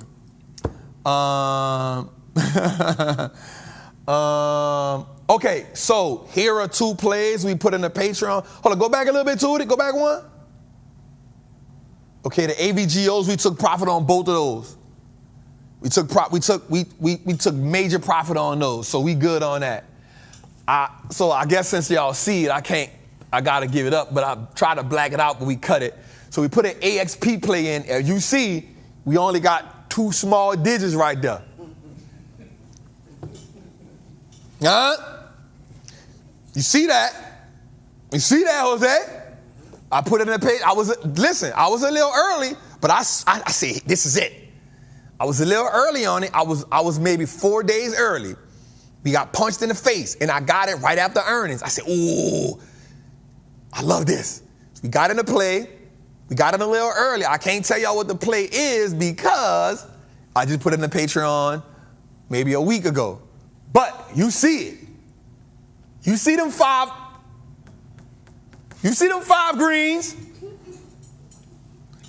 You see them 5 greens. Don't play like you don't see them 5 greens right there. And you see the 1 red. That's like $5. Stop playing. Stop playing.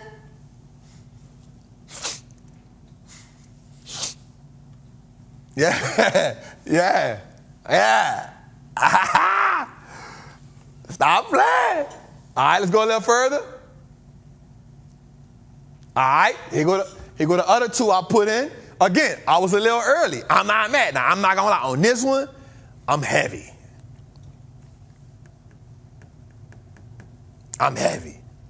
Probably like 70 contracts.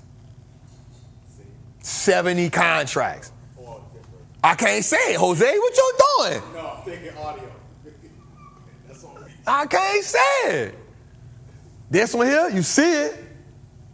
I was a little early.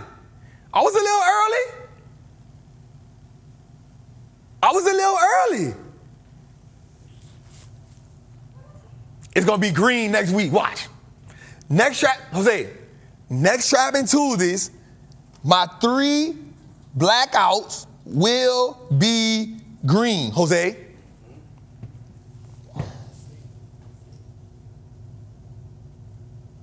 Come on, boy. Jose, next week, when we do this, gonna be green. They're gonna be green. Now, next week, I'm gonna have to cover up the AXP play so y'all can't see which one it is. They're gonna be green.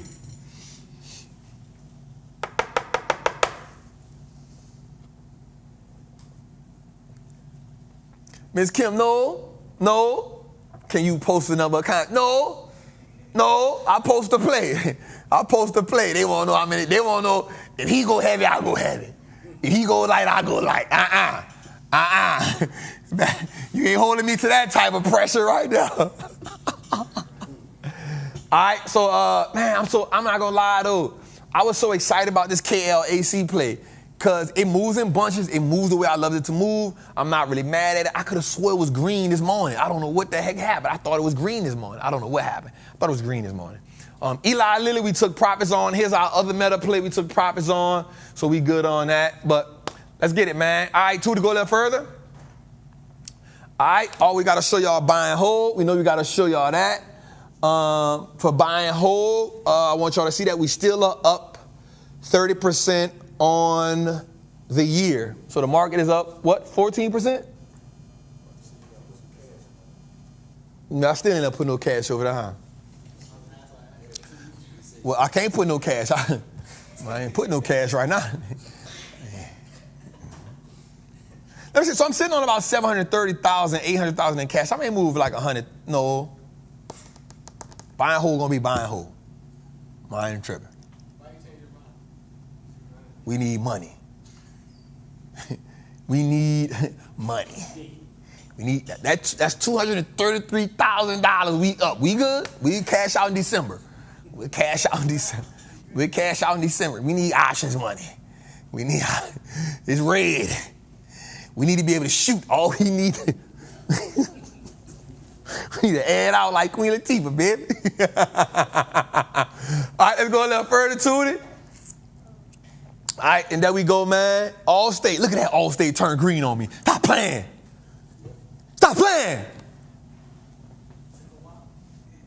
We fought. We've been fighting with Allstate since day one. The minute we bought it, it went down. I said, what the hell is this? What in the... The minute we bought it, it went super red. But we here. We airing it out. Queen Latifah, day after day.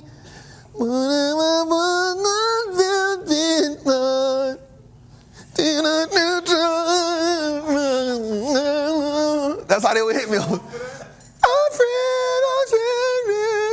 That's how I felt, Jose. That's how I felt in the options market. Look. Down on my luck and look. That's how I felt in the options market. That's how I felt in the options market. The cigarette. That's how I felt in the options market, cuz. That's how I felt in the options market. It was lighting my ass up. You hear me? Light me up. All my cool filter king drop.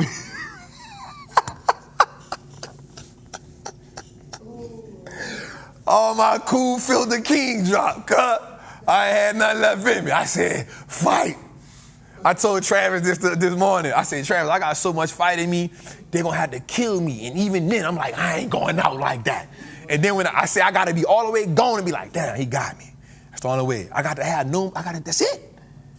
That's it. I'm out. So let's go, man. We got Costco still ringing, Centaz, Deck. I could have swore we went green on that. Because we had a killer earnings. EME, FICO, Eli Lilly. I'm so mad I can't get a FICO option play, bro. And the reason why I can't is because there's all the open interest low, all the volume is low. And, I don't do that. Like, there's no, I'm like, why y'all? Anyway, Eli Lilly, Meta, NVIDIA, PWR, and VTR. Look at VTRX. Y'all saw how that be moving? It be going crazy. So there it is. Let's go. Anyway. Yep, Decker's got a 6-1 stock split coming. Let's go. We 2 hours in. Let's go, man.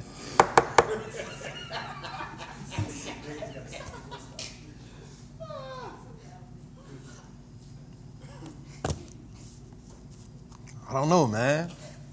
I love the game, dog. I love the game. All right, let's get into it, man. Let's get into it. We got some stock stuff to talk about, too. All right, big tech spending on growth, so a lot of money. I want y'all to look at this, man. Big tech is spending a lot of money on growth, and this is why I say that. Somebody say trap deep in the red and still got high spirit. Great example for the trappers, man. That's it, man. I try to tell y'all that. Like, I be wanting y'all to know, like, I love the game. But I also understand that, and it's the same thing I tell y'all when y'all play the game. Like, you got to be willing to take some L's. You can't spell million without 2 L's. Matter of fact, you can't spell million without multiple L's. But guess what's still in there? A M. Oh, ketchup, mustard? Ketchup, mustard? Ketchup, mustard?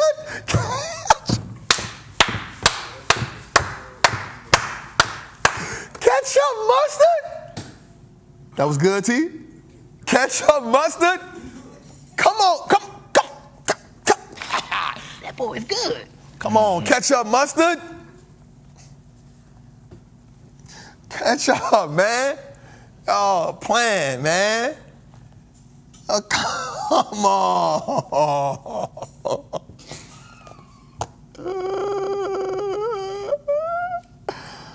Come on, man. He playing. Man, who got a show better than this, man? Come on, man. Who show better than this? Come on, man. Anyway, so big tech is spending a lot. So I want y'all to look at this word on here. It's called CapEx, right? So CapEx is the money that companies get to spend to grow the brand and still get like tax write-offs for it. Right, so they can put so much money under CapEx, and again, it's capital expenditures, and they get that. And so what we need to look at when we're looking at this is like, how much money are they spending to grow? Now, let me say this. This is something that I did figure out. I want y'all to write this down when y'all hear me say this, right? This is one of those things I want you to write down, right?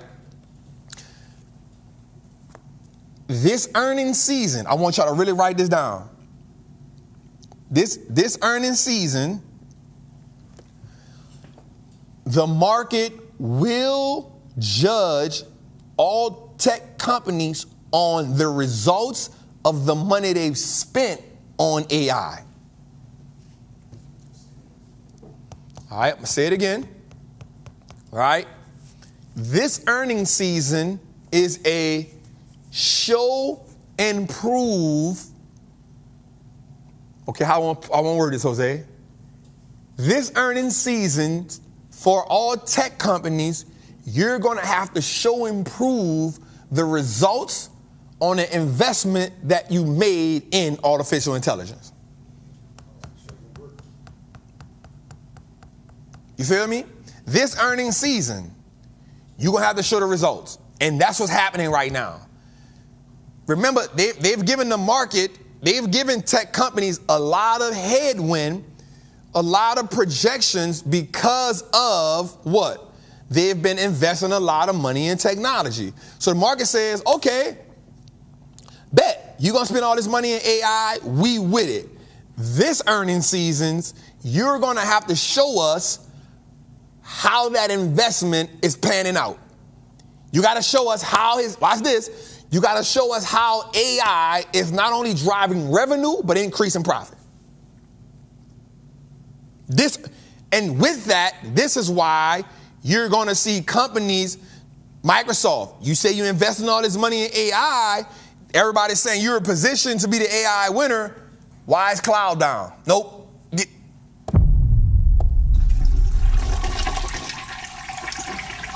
You feel me? Real talk. And it's not saying that Microsoft is not a great company. But listen, for a year and some change, we've rewarded the stock greatly for your investment in AI. Where is it? Where is it? We need to see it. We need to see it. Because we've been rewarding you for a year. Jose, I need that thing. Show me the money. Show me the money. Also, I need the James Brown one. So you gotta listen to the story I put up today. You don't gotta say the whole thing, but the last part when he laughed, we need that. Let me let you hear it right quick. You gotta have this. Jose, you gotta have this. I need these 2 buttons, like next week. So watch this, Jose. You gotta hear it. You gotta hear it. What do you think that is? You smell good. I feel good.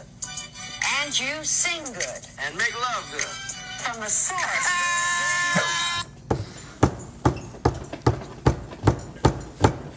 I need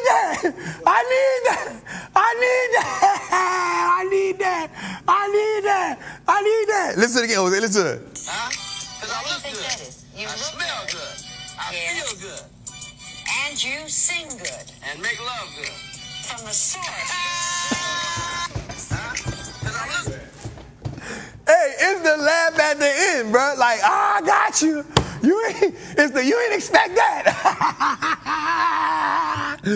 We gotta show that. We gotta have that.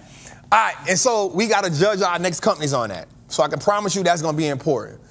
I'm gonna also say this too. Man, this is probably the one earnings call where I am truly going to be interested. I'm gonna be locked in on August the 28th. That is when NVIDIA reports earnings. August 28th. That call is gonna be so powerful because they have been setting high standards and they've been blowing them out the water. But now it is gonna be amazing to see what they do this quarter. Because they're introducing new stuff, they saying they got some, and I want to see if the spending is still there. Because they saying, now AMD gave us a glimpse at it. Because AMD is like, now people don't like me when I say this, but based off I'm gonna go listen to that call. I didn't have an opportunity to listen to it, but like based on the company, I'm not as much of a fan of AMD as I think they got a lot of growth to do. They got a lot of cleaning up of that balance sheet to do. But I think they do have potential. All right, let's go a little further. So we see the money they spending on that. All right, on CapEx spending. And that's important. When you're looking at companies, always pay attention to CapEx. That's the money they spending on growing a company. Not research and development. It's called CapEx, and then they get tax benefits for that. Let's go a little further to it. All right, and so we talked about this. Here's 3 different ways that you can play technology if you just wanted to take away some of that exposure. So you could go QQQM. I actually like that one more than the other 2, but QQQM is a phenomenal one. It is definitely a sleeper. It is a sleeper when it comes to technology stocks, the ETF, so definitely check that one out. Y'all know XLK is one of them ones. And VGT, that's the Vanguard technology ETF. So those are 3 different ways that you can play technology if you're looking for ETFs. You can see in the bottom some of the things that's different. So all of them have Microsoft, Apple, NVIDIA as their top. But then if you go to the bottom part of it, you see they go, QQQM goes Meta, Google, Broadcom. XLK goes Adobe, Salesforce, Broadcom. And then Vanguard goes AMD, Qualcomm, Broadcom.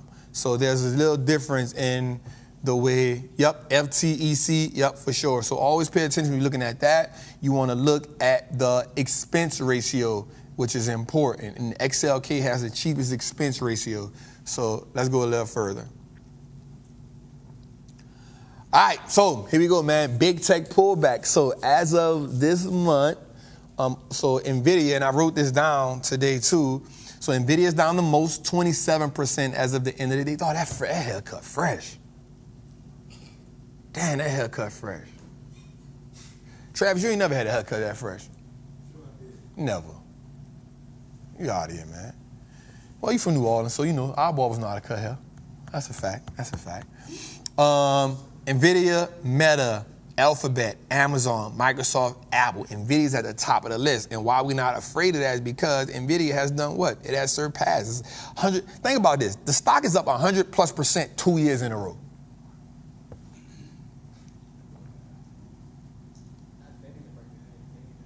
Right? The stock is up 100 and something percent back-to-back year. Last year, it gave us 100 and something percent. This year is up 100 and something percent. At some point, it got to cool off.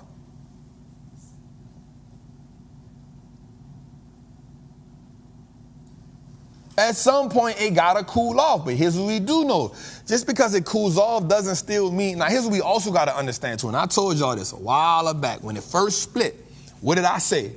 I said, I hate when companies like this split so big because it takes a while for them to move the same way again.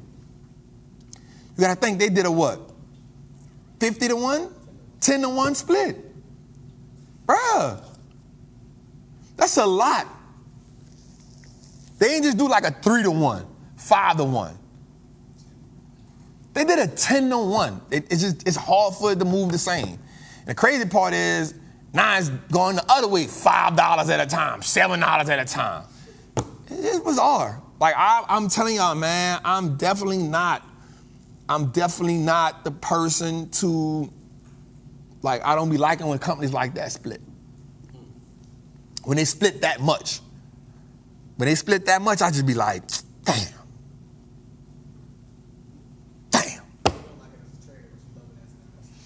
Even then, I mean, the company fundamentals don't change. You know, again, you know, I love a great company as an investor for sure. But as a trader, I hate that because they just move. You got to wait for them to find the momentum again. And why did they, and you think about it, why did they split? Well, they split because the stock ran up so much. So now they want the stock to be affordable and all this. And now you get everybody else in it. And now when you start getting them in, the people are like, no, man, I'm going somewhere else with my money.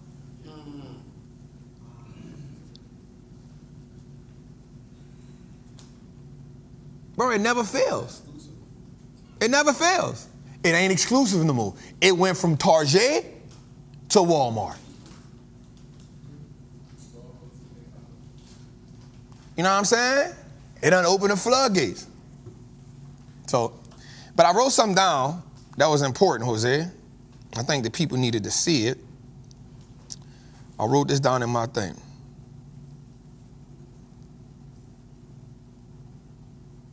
Where are my notes at? Okay, right here. Since June the 20th, NVIDIA has lost $20 billion of market cap per week. Per week.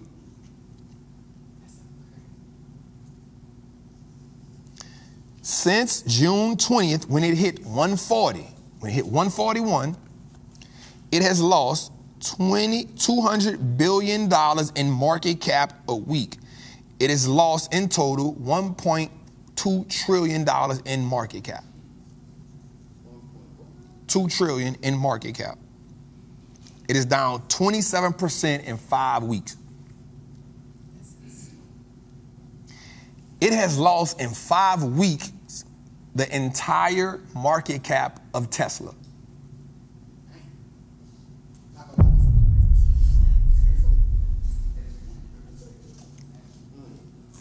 Say it again. NVIDIA has erased $1.2 trillion of market cap in 5 weeks. Since June 20th, it has lost an average of $200 billion a week in market cap. It's down 27% in 5 weeks from hitting its $141 all-time high. It has now lost the entire market cap of Tesla.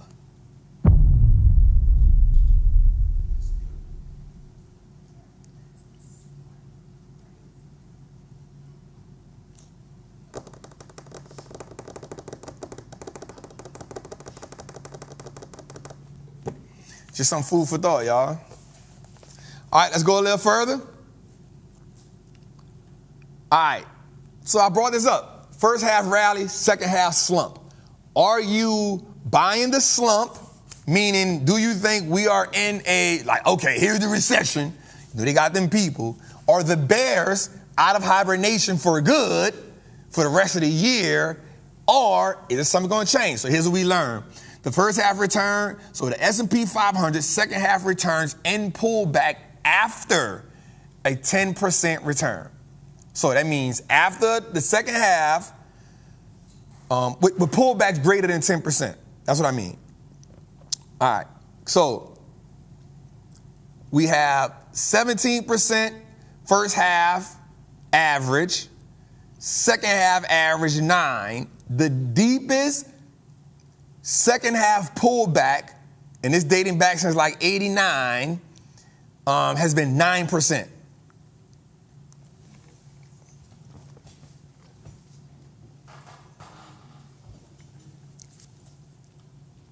All right? So, with the first half average 17% or greater, let me make sure I say that. With a first half average of 17% or greater, the second half has normally seen about 19%. But, in getting that other 9%, you've had to endure at least a 9% pullback. I just gave you some game.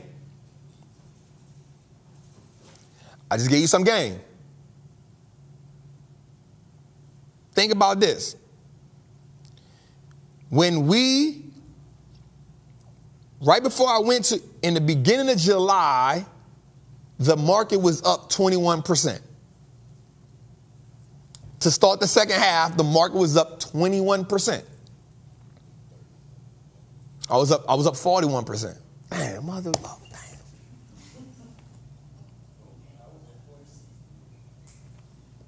Come on, I'm broke, baby. I ain't got no money. Bull. I see you shining, and I can smell a motherfucker with money. Even Ray Charles can see you got money. Got no money, dog. I ain't got no money. I ain't got no money. Broke, baby. All my money tied up in investments.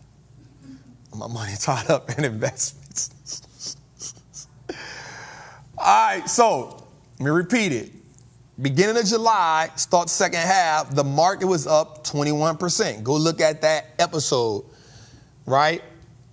So when the market is up, and I think we broke this down too on there. When the market is up over 17% or greater in the first half, we normally get about a 9% return the rest of the year for the second half, all in all. But you don't get the 9% return to finish the year out without enduring at least a 9% pullback.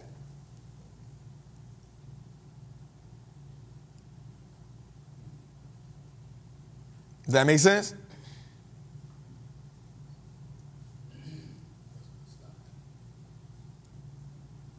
You with me? You gotta endure that. And so the reason why I say this is because I be wanting us to see that these are necessary, right? And it's the way you navigate this that allows you to prepare for what's on the other side. All right, let's go a little further. All right, and here it goes. The S&P 500 max drawdown during the second half of a bull market. 13% in 1949, 9% in 1957.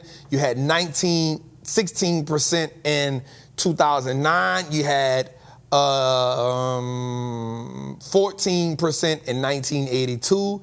And right now, we've had a 5.5% drawback. So if we're supposed to get on average a 9%, that tells us that we have about another 4% to go. Let that sink in. Now, we've had a 5.2 in 2020. We've had a 5.1. We've had a 6.5, right? We've had those. So I want, this is important for us to see right here. This is so important for us to see right here.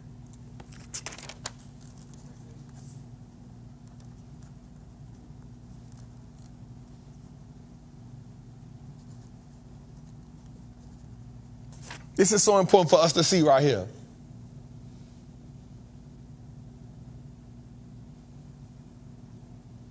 Right?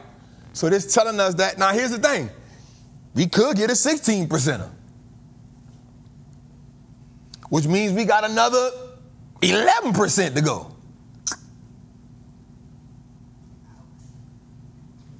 Right? We could get a 14%er. We could get 13%. We could get 9%. But here's what they're saying. The second half of a bull market, here's what we do know. The second half of a bull market, there is on average a 9% drawback that we have to shake back from.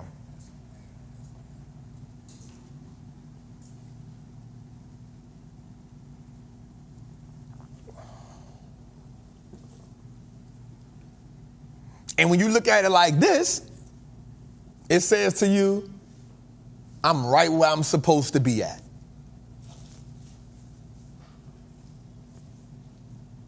That's all they're saying.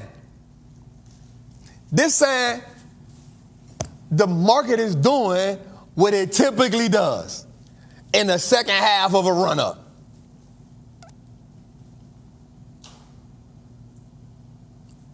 That's all it's saying. It's saying, oh, I've been here before. Look what it says. Average, and now on average it's 9.4%. That means we got another what? 4.1% to go. If we do average.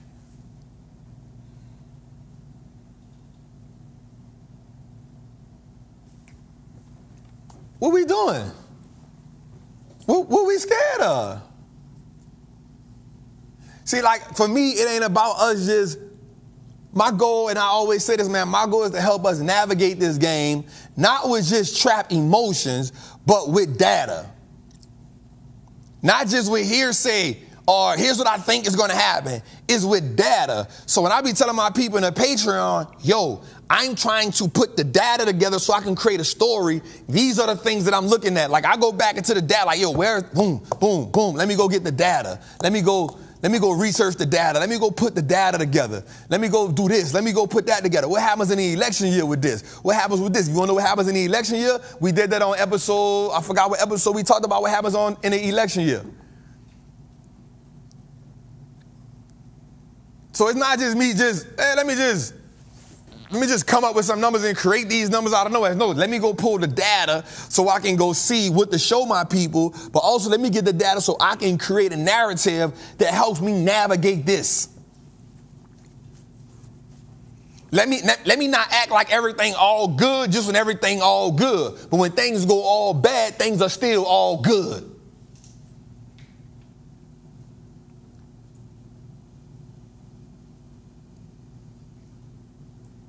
That's it. And here's the thing, what I know. All I got to do is just keep paying attention to the data. So what does that tell me right now? That says, okay, Trap, it's simple for me, y'all. It's simple for me. What does that say to me? It says, okay, Trap, let's do it like this then. So we understand that the first half of the year we got 20%. Cool. That means as of right now, we looking at the thing, we made 1.8 million in the beginning of the year. All right, cool. So if we average 9% on the back half of the year, watch me here.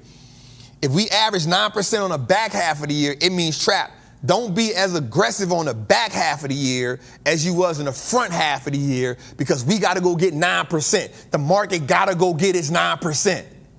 On average, it got to go get its 9%. So that means I don't know when the 9% going to come all at one time. What I do know is we 5.5% into that 9%. So it says, Trap, don't go super crazy like you went in the first. Don't be in 50 million plays. Don't go you're not going to get the $1 million play this half, Trap.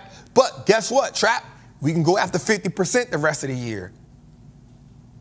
That means in our option plays now, Trap, we're not going after 100%. We can go after 50%.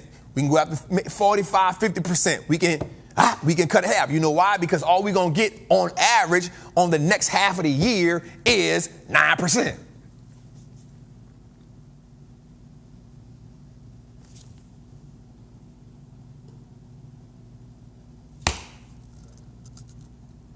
That's all it means. That's what the data says. The data says trap. Don't go looking for 100% this time because we got, watch this, because we got 21% in the first half. That's 17 or greater. This is the data. Trap, if we get 17% or greater, the second half of the year only gives us 9%. Well, damn, I wonder how that makes sense. Well, remember this. Last year, the market on a return 21%. So he was able to play the market the whole way. September came, cool.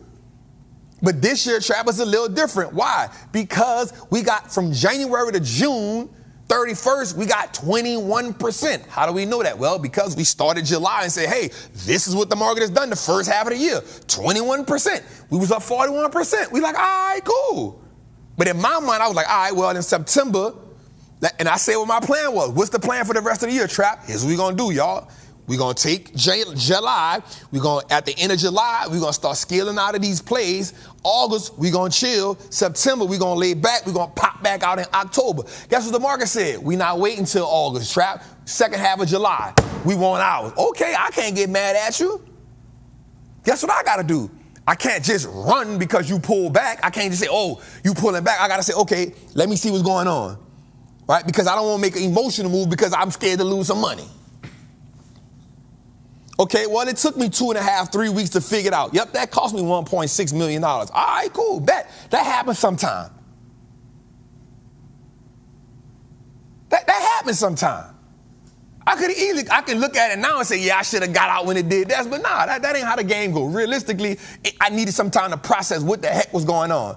How do I process what's going on? Man, let me go see what the data is so I can see what the hell is really going on. Oh, this is it. What I'm only supposed to get 9% on the second half of the year. I got to go through a 9% pullback at bare minimum. What does that mean? Trap, okay, now we start hitting 50%. I'm taking half of my bread out. I'm going to get the plays that ain't going up 100%. I'm going to take my 50%. I'm going to cut it. I might start now because I know I'm only getting 9%. What that mean? Let me adjust. I don't got to go 50% in the hole on these new plays. I can start cutting these at 20%. That's making a decision based on the data. Mindset requirements. I don't gotta wait. Why we not wait? Why we not adjusting to the 50% no more, Trap? Because all we get on average, all we get is 9% on the next half of the year. So why would we go that? Because we got our 21 in the first half. So let's cut that in half. Let's go 20-25%. If you go 20-25%, guess what we're gonna do? We're gonna cut it and go about our business because we're only supposed to get 9% on the next half of the year. We ain't gonna get 21% again. That don't happen like that. All right, cool. Well, on our wins, guess what we're gonna do? We ain't gotta stretch for 100%. We're gonna do what? Cut that in half. Why? Because we're only supposed to get 9%. So we get the 50%. That's what we're going to do. Okay, bet. We done created a story. Now we got to find the stocks. Well, Trap, where do we find the stocks at? Well, the Option Masterclass said the market give us this, and this. Here's what we go at. What do? Hey, Patreon. Here's the 3 new plays we got. Well, that's interesting, Trap. How did you get those? Well,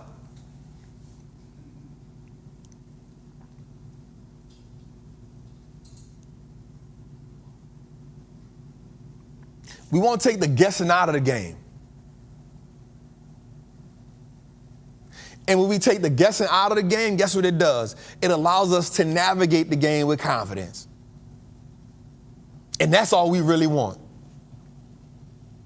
That's all we want. All we want is to be able to see the data, process the data, and then navigate the game with confidence so the game can't blindside us. The market is never wrong.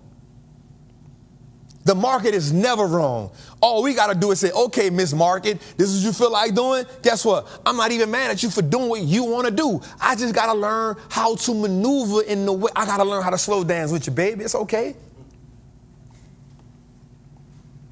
I just got to learn how to slow dance with you, baby. It's okay. I'm going to move to the beat of your drum. Because at the end of the day, I just want to make money. That's all. I ain't here to disrupt nothing you got going on. I want to penetrate the wealth gap. I want to buy my family freedom. I want to make them accustomed to these new opportunities. I want to show them what's possible, but I just want to make money. Matter of fact, I just want to print money. Let's go a little further to it. Okay, this is important. And we're going to finish this right here, and then we're going to get into the flush it or flip it. After we get into this, we're going to get into flush it or flip it. This is important. Listen, I need everybody now to get your pen and your pad. I want everybody now to get their pen and their pad because I told you all, and I'm a man of my word, I told you all that we need to understand how this election thing is going. Because no matter, I don't want you to listen to nobody that say your vote not important. I want you to understand what I'm about to say to y'all. All right, so I'm going to give y'all a little second.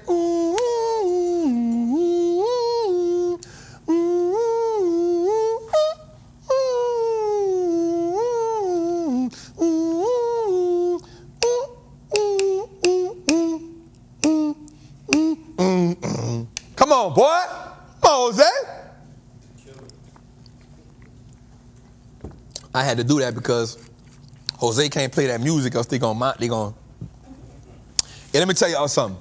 Well, one of our episodes got like demonetized, but Jose almost caught a temper tantrum. Listen, he was like, listen, like very seldom do I see him hit the high pitched voice. My dog was like, 'cause I don't understand why it ain't no different than I do. I was like, whoa, bro, what the hell? We octaves? We got octaves? We got octaves? Sister Act 2? What we doing? Marion. My dog was pissed. My dog was pissed. My dog was like, I was trying not to call Trap, but I don't understand. We ain't did enough from this episode. We ain't did enough from this episode. I was like, whoa, where the hell that came from, dog? Where the hell that came from? My dog was not feeling that. My dog was pissed about that demonetization. My dog was pissed about that. Don't demonetize his hard work. Shit, y'all. Shit, y'all. My dog love his shit. I love my dog, man. Let's give Jose a round of applause, y'all. My dog really loves his shit. Eric, you need a Jose, man. If you building something up, and I'm not taking nothing against nobody on my squad. Everybody has their thing that I appreciate and I love the most. You definitely need your Jose, though. You need a Jose. You need a Jose. You need a Jose. You need a Jose because Jose get pissed off when the slightest thing is not right. And he will try his best to handle that shit on his own. Right? Like when he come to me, I knew he done tried it all. By the time he come to me, he just like, you know what, bro? Like, I done grew another gray hair trying to figure this out. It's time for you to step in. You know what I'm saying? So you need a Jose, man. You need somebody that's going to truly just, like, I'm about to say something here, too. You need somebody that's going to treat it like he created it. He or she created it. Like, you need somebody that's going, and everybody going to have a different, when you building a business, everybody, it's on you as the leader to have a perspective on every personality that's on your crew. Right? But also, you need to find at least one person that has to love it just as much as you. Now, I know I love it more than him, but if you stand next to us and the way he treated it, you can't tell. You can't tell. I love it because I created it, but I can promise you that the way that my dog, love Jose, man. My dog definitely be. That's why his ass thought he could put that camera up last week. Get that shit down. Get that shit down. Charlie Brown. Charlie Brown is the effect we looking for. You know, putting those fucking solos, he trying to get cameos and shit. I said, how that damn camera look so pretty, Jose? What the hell? My shit don't even look that. Take that shit, get that shit out of here. The Charlie Brown effect is what we going after. That's the effect we want. That's the effect, that's the idea. You know what I'm saying? It's the, yeah, like the goal, like, you know how, like, and I had to tell him, I said, Jose, I don't have a problem with it, but like, we want the Charlie Brown effect. Because if they see you, then it takes away from the, hey, black? It takes away from that. Yeah, like, yeah, Jose Black, who, where? No, where's the whole, no, it takes away from that when you get these cameos. So now I'm like, all right, you keep the mic, dog. Keep the mic. Keep the mic. Keep the mic. But No, you take away the Charlie Brown effect. You know when Charlie mama come in and all you see is the knee-high socks and that thing, but you always wonder, can I just see what she look like? You always want that. I just want to see it. The brain wants the closure. The brain wants the closure, but you can't give it to them until they come in person and like, he black, y'all. He black. And then I can really, like, his name ain't even Jose. And they're like, what? Like, nope, his name ain't even Jose. It's something else. He got a black man name.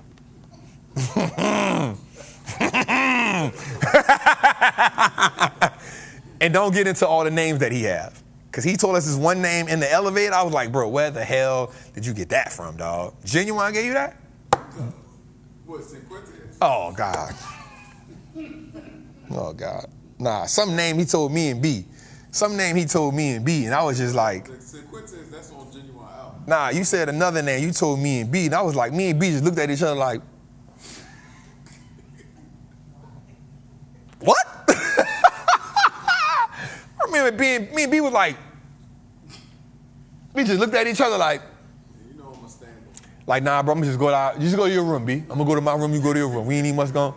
We're gonna let him have that one, you heard me?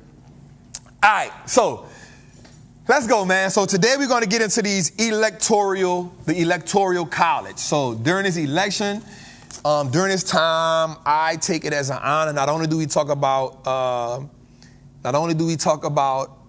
stocks and finances and so much other things, I think it is important that our community understands how this thing is together. And then next time we're going to go into how the Electoral College even came about.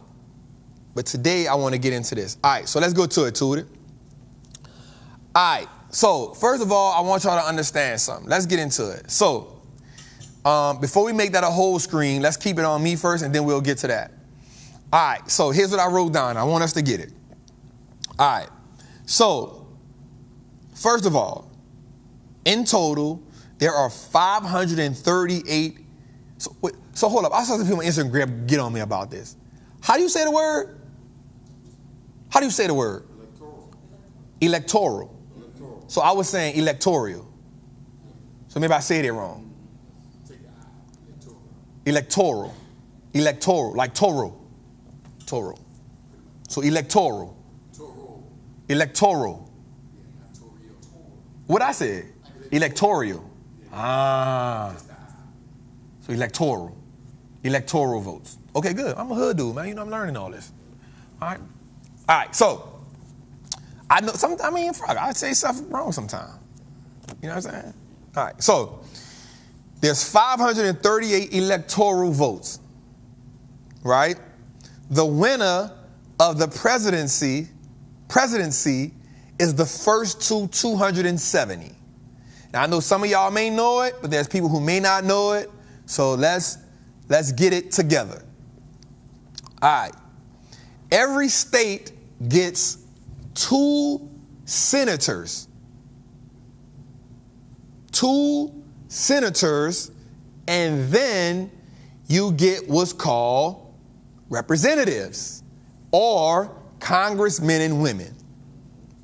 Depending on the size of the state is then dependent on how many representatives or congressmen or women that each state has. These congressmen and women are responsible for putting new laws in place, taking away new laws, or taking away old laws, or adjusting existing laws, right? So, states, in Washington, D.C., during election time, is treated like a state. It has 3 electoral votes, okay? Because D.C. is not considered a state, it is a district. Taxation without representation. Come on now. right? So D.C., Washington, D.C., is considered a district and not a state. But in an election, it is treated like the state. You know how your cousin get brother, sister, your first cousin get brother, sister privileges? You be like, yo, that's my brother. It's really like my cousin, like George. He's really my cousin, but he's really my brother, right? Like I will go to war with him, like, and we both only children. So there was a times in our life that we was all we had. But I was kind of pissed off because he used to be like running with his partners from college and stuff. And I used to be like, man, I'll beat them niggas up. But I couldn't because they was bigger than me. And them niggas knew how to fight. That's another story. Because they was in the army. They used to drink alcohol. They used to call it fire water. They used to call it fire water. All right, so let's get into it. Now, here's something that you need to know. Sorry, Trap, I must disagree with you on a person voted for Trump. This is not about politics because he's not a politician. To align yourself with him is aligning with his set of ideologies. Same thing. I pretty much think it's the same thing. If a person votes for Trump, that means they are aligning with his ideologies. Same thing. I mean, sometimes we just disagree to just disagree. Because, yeah, what the word is called? Semantics. Right? Now, it ain't the full ideologies. It might be. Yeah, like if you vote for Trump, then you believe in something that he's saying. And if you vote for Harris, you believe in something that she's saying. Same thing. Don't disagree just to disagree. That's what we do a lot of times. We wordplay. You said a yard, I said 12 inches, or whatever that is. Like, come on, stop it. Shut up. Not telling you shut up. I'm just saying that's what people be doing. All right. So let's get into this right here. Right? So there has only been 5 times. Watch this. There has only been 5 times in American history where the president who got in office won the electoral votes and didn't win the popular vote. That's interesting. That's interesting. But say it again. There's only been 5 times in U.S. history where a president who won office won just the president who got in office won the electoral votes and didn't win the popular vote. Those 5 times were 1824, 1876, 1888, 2000 with the Bush, and 2016 with Trump.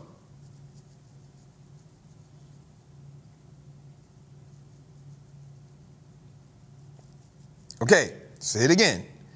There were only 5 times in U.S. history where the president that got in office won just the electoral and didn't win the popular. So meaning, in most cases, the president who gets in office usually wins electoral votes and wins the popular vote from the people.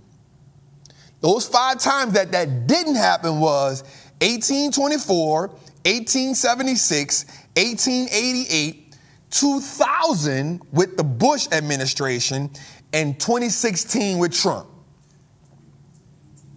3 of them was in the 1800s. You feel me? They was bucking the system back then.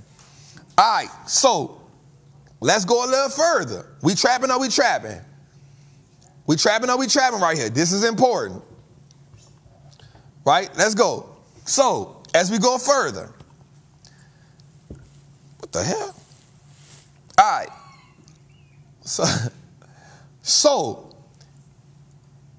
the president, the way it's elected is a winner takes all. Meaning, when the electors vote, so let's look at California. So California has 52 representatives, but they have 54 electoral votes. Say it again. They have 52 representatives, congressmen and congresswomen. They represent all the different districts because it's such a huge state. But you only have 2 senators. So, in order to win California, a president that's running has to win the majority of votes in that state. Meaning, if one president gets, and listen, the votes, I'm not talking about the popular vote, I'm talking about the electoral votes. So let's say they have 54 electoral votes, 2 senators and 52 representatives. They all vote. So let's say 30 people voted for Kamala Harris. And let's say 24 people voted for Trump. In essence, since it's a winner take all, Kamala Harris will get all 54 electoral votes for California. Let's say Texas has 40 electoral votes. So that means they have 38 representatives and 2 senators. So let's say Trump won 22 of the electoral votes. That's the majority. And the rest went for Harris. Then Trump would then get all 40 of those electoral votes. Okay? Now, that's what this next graphic is about to come up. It's called the purple states. We put this together. So, purple states represent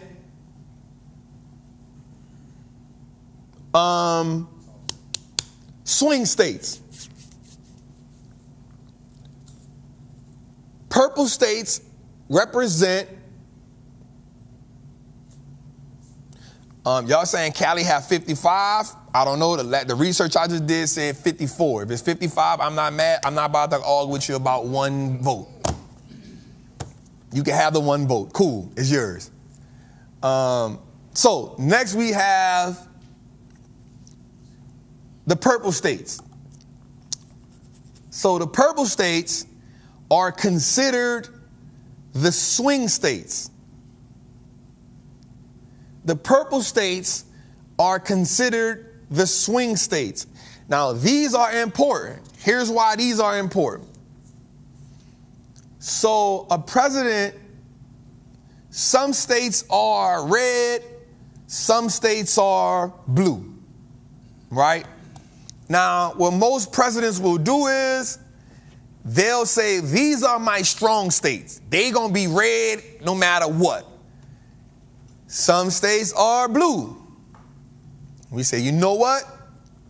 These are what we do. So my last research that I did Sunday, that was of July 20-something, updated, said that Cali had 54. If you beat me on that, I'm not mad at that, but I'm just going off the data from the 3 sources that I went to, right? So a president can say, okay, here's my strong states. Because these are my strong states, I'm going to go here, I'm going to make a visit, I'm going to pop up, I'm going to go about my business. Now, just because a state is red and blue doesn't mean that it's a strong state. Like, it's not a strong red. It's not a strong blue. Hear me out. This is before we get to the purple. So a president may say, okay, thank you, Ms. Kim. A president may say, this is a red state. Let's say a Democrat may say, this is a red state, but it's not a deep red state. So they'll go make a visit there. And a Republican may say, this is a blue state, but this is not a deep blue state, so we can go make a visit there. We feel like we can sway them. And that'll be based on who they know as, who is the representatives and the congressmen. Like, I can't sway the senators, but there's at least, like in Cali, there's at least 30 people that I know I can swing my way. Or, shorty swing my way, sure been good to me. Now what you see, swing my way, looking good, shorty good, shorty good. You don't know that, Travis? Maybe don't go to politics? All right, anyway, so here we go. So, now the purple states, I wrote this down. Here are the purple states that we got to pay attention to. The purple states, and I'm going to give you the facts. Arizona has 11 electoral votes. Georgia has 16 electoral votes.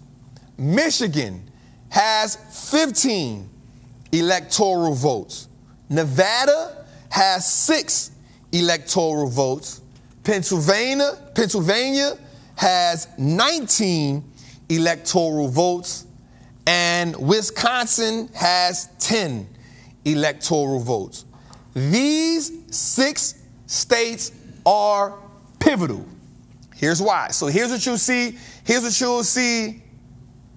Here's what you'll see presidents do. You'll see a president go to a swing state, and then you'll see another president go to the swing state, based on however they go. And then that president's team will say, hey,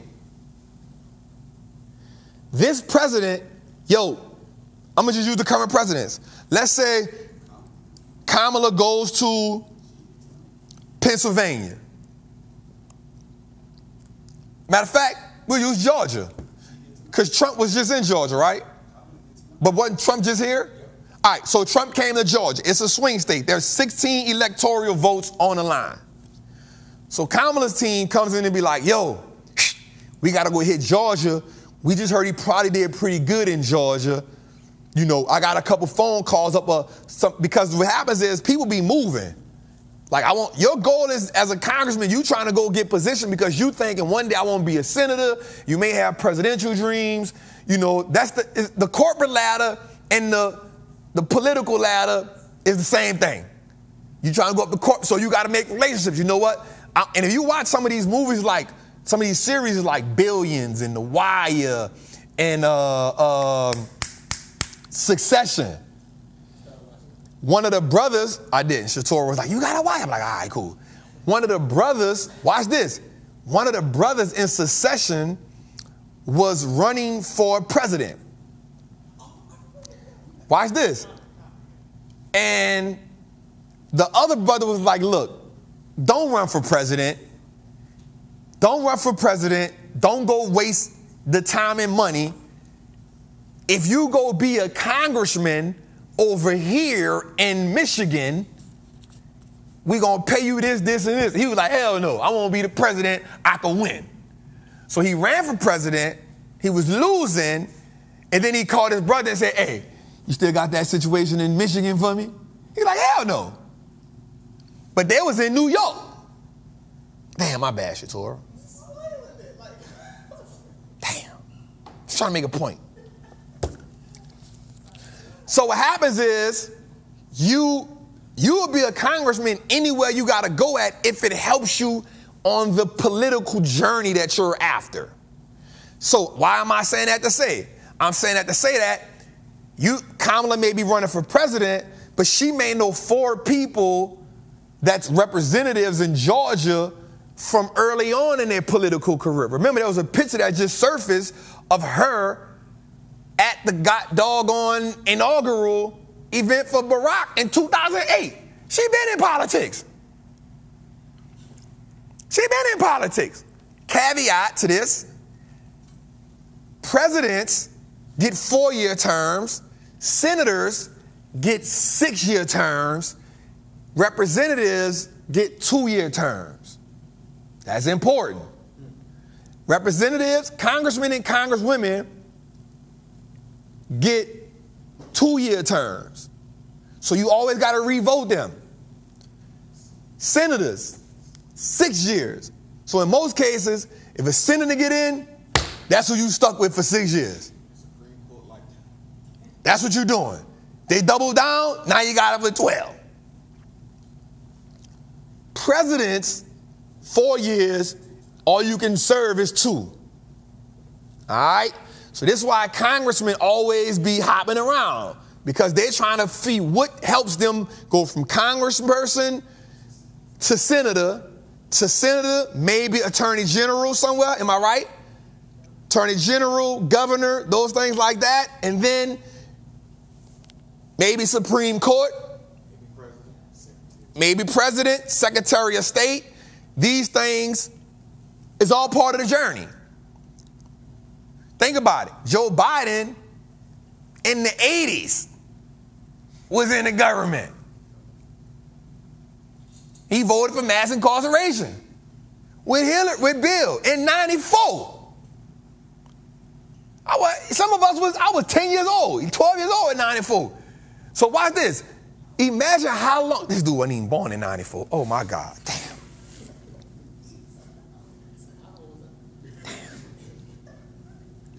Supreme Court coming, family. We gonna run it. So, yep, let me make sure. We said 2 terms, but it's 2, the most you can have is 2 4-year terms. Yep, make sure because people are like, no, you can do that. Yeah. I'm not getting into that. I'm not getting into that. All right, so let's stick to the topic here. So, think about this. He became president in 2020. He went from senator somewhere, he was a congressman, he served in the military, he was a vice president for 8 years, and then that's a journey. That is a journey to become president. All right? So, back to what we're saying is, so Trump comes to Georgia, has his rally. Kamala says, yo, I got to go to Georgia too. Has a rally. Watch this. Don't be surprised if Kamala or Trump says, we got to go back to Georgia.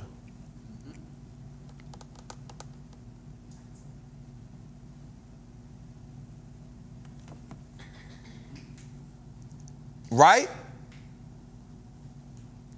Hear me on that. Let me see something right quick.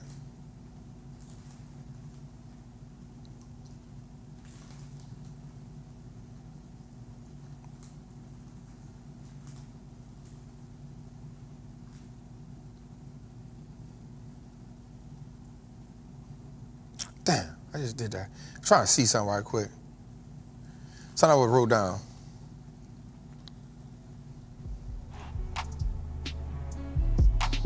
Okay, Judy, watch this. Joe Biden joined the Army National Guard in 2003 and attended the JAG School of... No, I'm tripping. That ain't Joe. I did the wrong thing. Yeah, not Joe. Wait up, I want to see this right quick.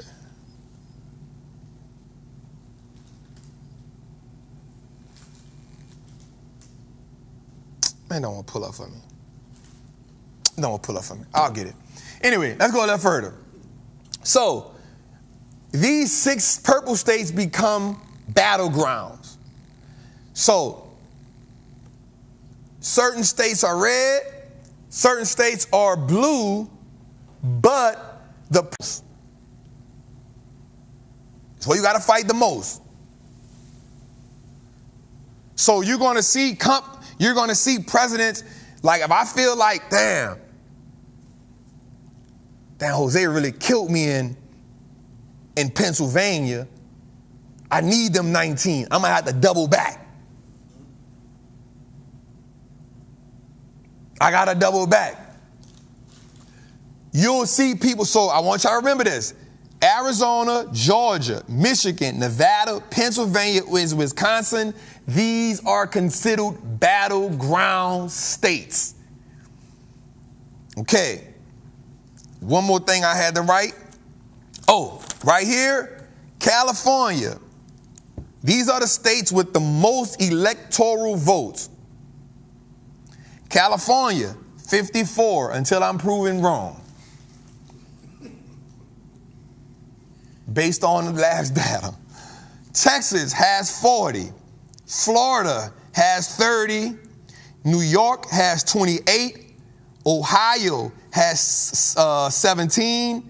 Illinois has 19. Pennsylvania has 19. California 54. Texas 40. Florida has 30. New York has 28. Ohio has 17. Illinois has 19. And Pennsylvania has 19. I'm good? What you just check? What you check? Check for what? For like how many electoral votes. Come on, Cletus. All right, so those are the states with the most electoral votes. And if I'm not mistaken, I was corrected. I had to double check. California is a Democratic state. So California is blue. The last I checked it, California is blue and Texas is red. Last time I checked it. So what that says is the two states with the most votes are blue and red. Which makes sense, because what happens if both of those states swayed one way? Oh, that would be big. All right, so I wanted to say that, and then the candidate who wins the most votes in the state gets all the things together. So I hope that helped us. That's what I wanted to say, y'all. So that's what I have to say about the electoral votes, electoral college. I hope y'all learned a lot from that. Today, let's go to flushing and flipping, man. I hope we talk to people, man. I hope we talk to people. How y'all feel about that?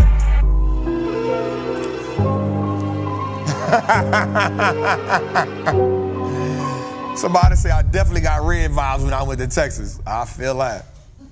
Somebody said they got red vibes when they went to Texas. Like, Texas, this is a get the rope. Y'all remember that? Y'all remember that thing? What it was called? What they said? Texas? No, they said El Paso, get the rope. That's an old commercial there. They don't remember that. New York City, that's what they said. New York City, get the rope. Damn, that was bad. Oh, El Paso. All right, so let's get to it. All right. All right, y'all know, man. And somebody said Texas might be red, but Houston is blue. I ain't mad at you, partner. I ain't mad at you. I ain't mad at you. I ain't mad at you. All right, let's go. I'm on a roll. All right, let's get into it, man. Flush it up. Y'all know how I go, man. We looking at short-term progress and short-term progress only. All right, first up is Cummins. It designs, manufactures, distributes diesel, natural gas, electric, and hybrid powertrains and powertrain-related components. The stock is up 20% year-to-date, Jose. It's up 11% 1 year. CMI, Jose, how do you feel about it? Right now, we're going to go with flipping it. We're going to flip it. We're going to get money. Ain't nothing like a Cummins engine. That's how you feel? Yep. I ain't mad at it.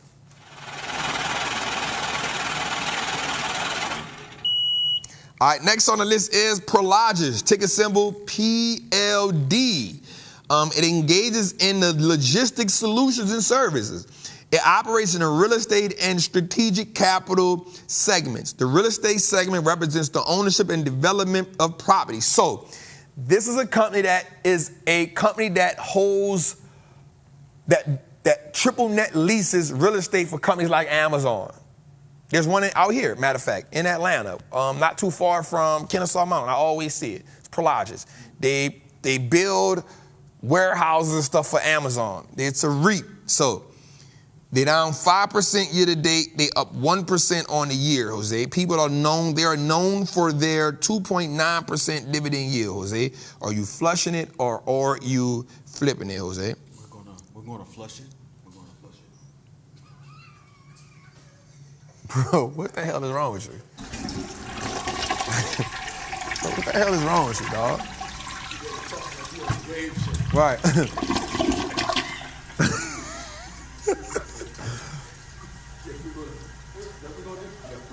We're gonna flush it. We're gonna flush it for 600, Bob. Good answer. We're gonna flush this one in trap. We're gonna flush this. Good answer. Good answer. From now on, when Jose says something, we need that behind him. We need that. Moving forward. In the chat, when Jose says something, we need to say good answer or bad answer. Good answer or bad answer. Next on the list, Jose, is Novo Nordisk, the global healthcare company which engages in the discovery, development, manufacturing, and marketing of pharmaceutical products. It is in the diabetes and obesity care. It is actually the largest company in Europe. It surpassed LVMH as LVMH lost some traction. It is worth $564 billion as if LVMH is now worth $485 billion. It surpassed it by $100+ billion as the stock fell, Jose. It is known for the iconic, the legendary Ozempic. Jose, it is up 27% year to date. It is up 60% on a year. Are you flushing it, Jose, or are you flipping it? Here's a little known fact. The company actually pays a 0.76% dividend. Ozempic. Flip it. Right in the little, look, right in the little. How y'all feel, Ozempic? Ozempic. Jose say flip Ozempic. How y'all feel? No, it's 88%. They know. How we feel? Flip it. I gotta go. Good answer. Come on, man. All right. Next on. Y'all gotta come together as a unit, man. Next on the list is Wells Fargo, a diverse. Y'all know what Wells Fargo is, man. Up 22% on the year. Down 5%. Up 22% on the year. Up 29% in 1 year. Jose, how do you feel about Wells Fargo?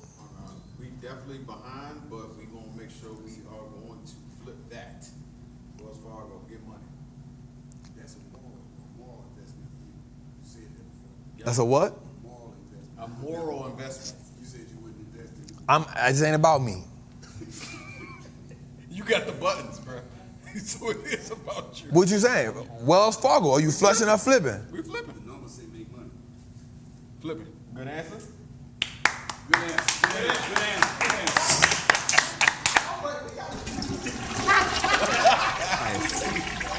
Flushing Wells Fargo.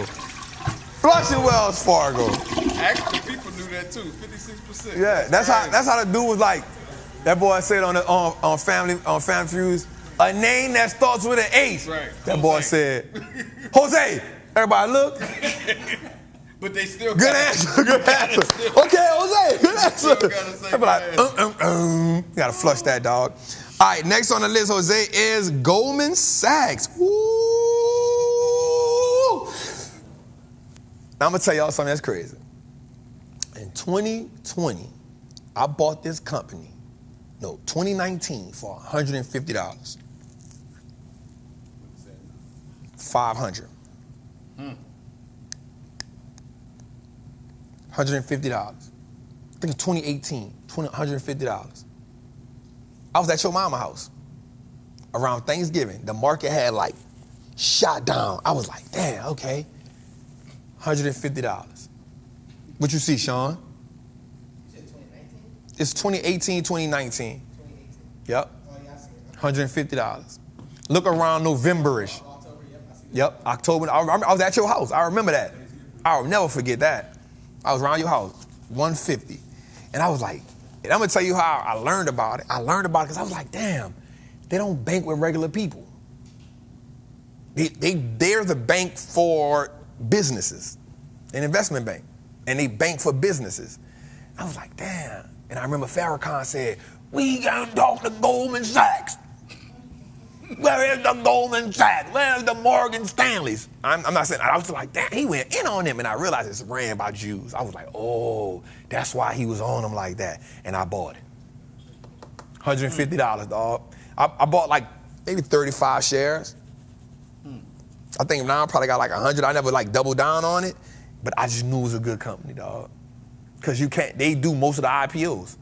They underwrite. They underwrite like 52% of IPOs that go to market. They the big dog. Goldman Sachs. Jose is up year to date 32. What you think we're gonna do after you just said all that?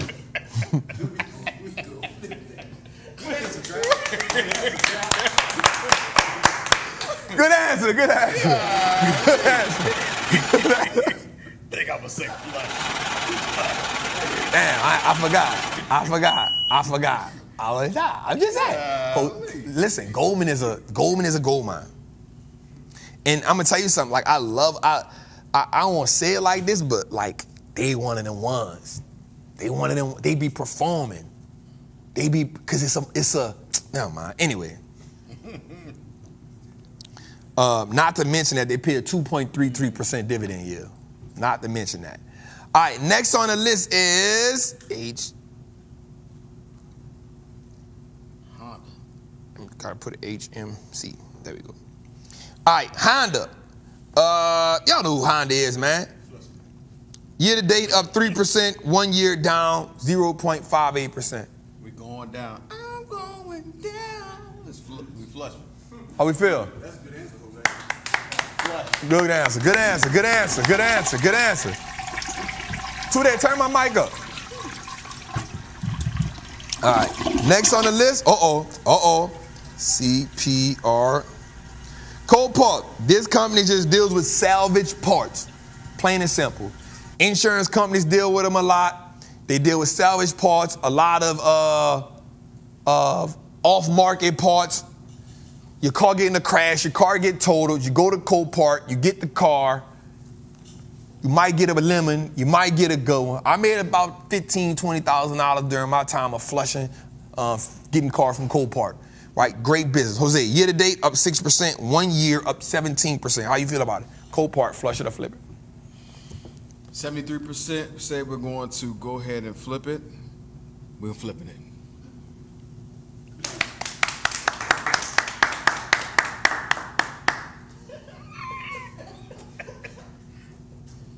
You know what?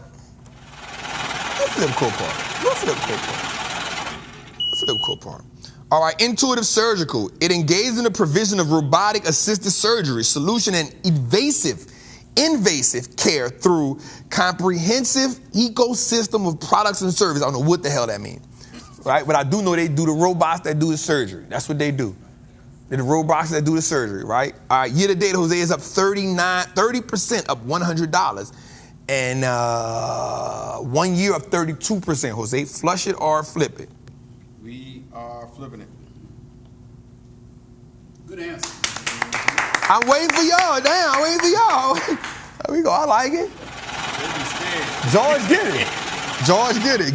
it. All right, last on the list is Alcon.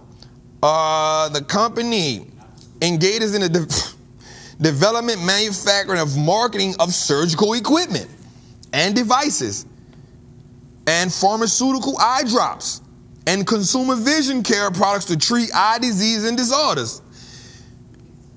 1 year is up 20%.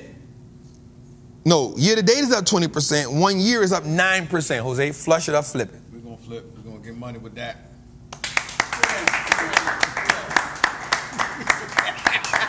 19%, we're gonna roll with it. Come on, man. Let's rock with that. Let's make money. Flush that shit, man. Flush it, man.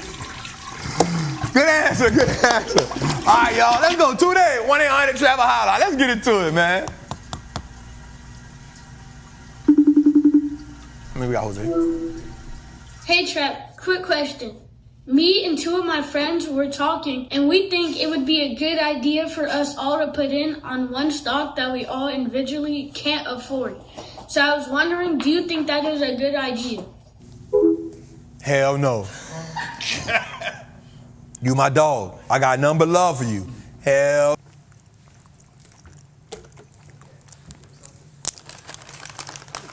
Take it.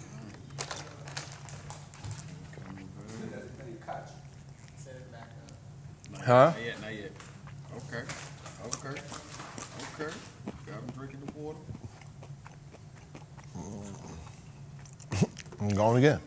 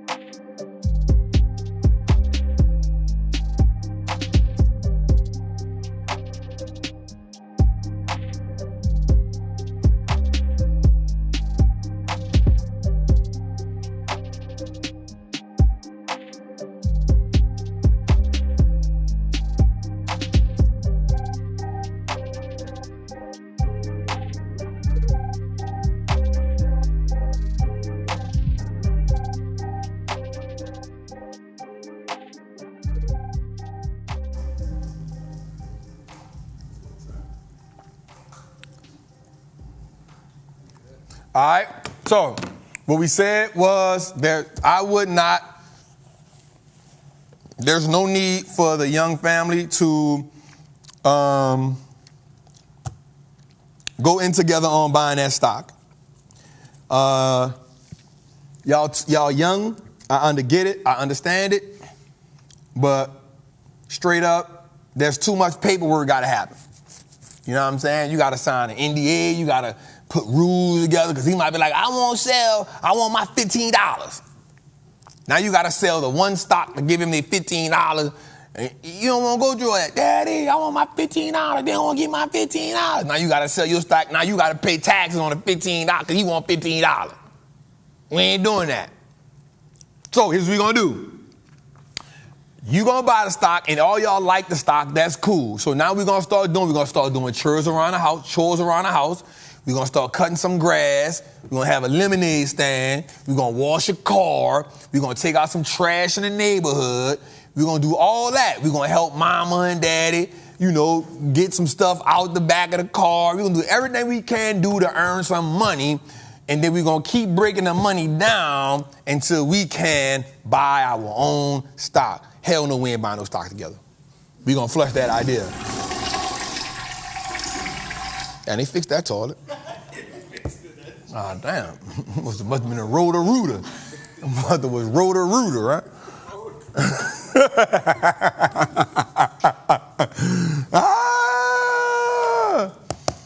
All right, let's go, man. Let's get it. Yo, Trap, what's good? Jose, thanks for taking my question. I appreciate what y'all do and bring to us every Tuesday for the last 100 or so weeks. Definitely much appreciated, and definitely don't take it for granted.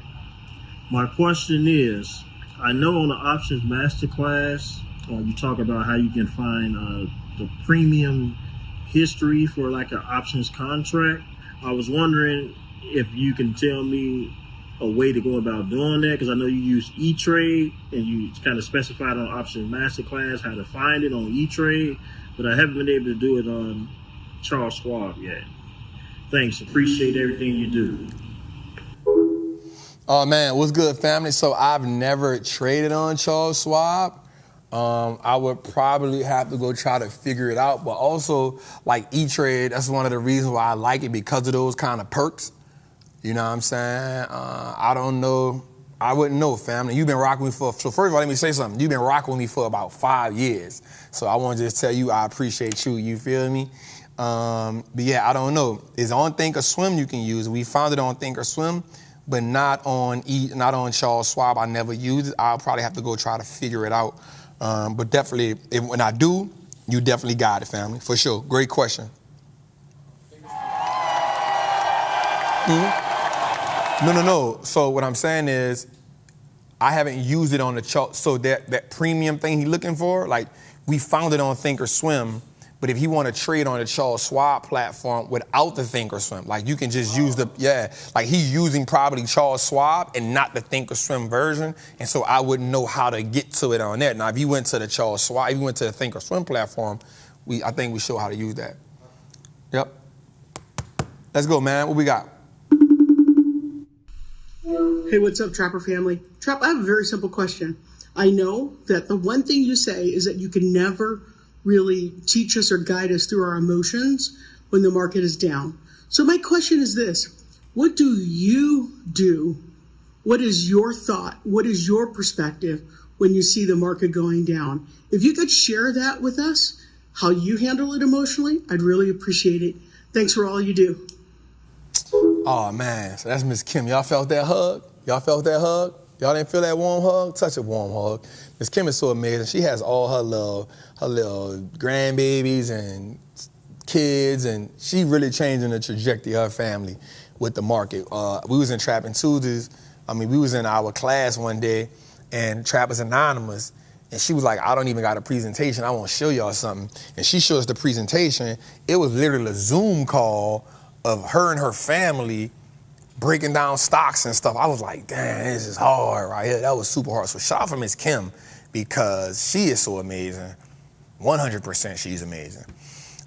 Miss Kim, great question. How do I navigate it? And I'm just like everybody else. Like, I see it and I be like, damn, look at that. You know what I'm saying? Especially for me, this is my first time ever being down 1.7 million. Right? Not that I'm down, but we still up 1.7 million on the year, but my account I was 170,000 away from 5 million. You know what I'm saying? I'm barely touching 3.1 million right now, 3.2 million. I feel some kind of way about that. And I ain't putting no more new money in the market. So I'm still up.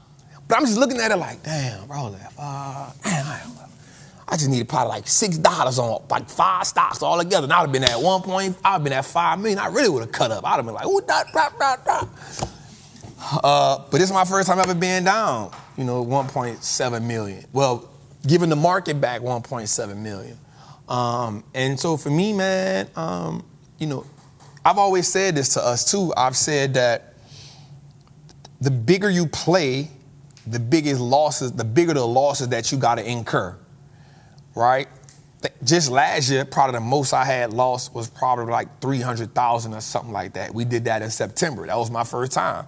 Right? Came back this year, I had a $500,000 loss, and I was like, hey, I got that.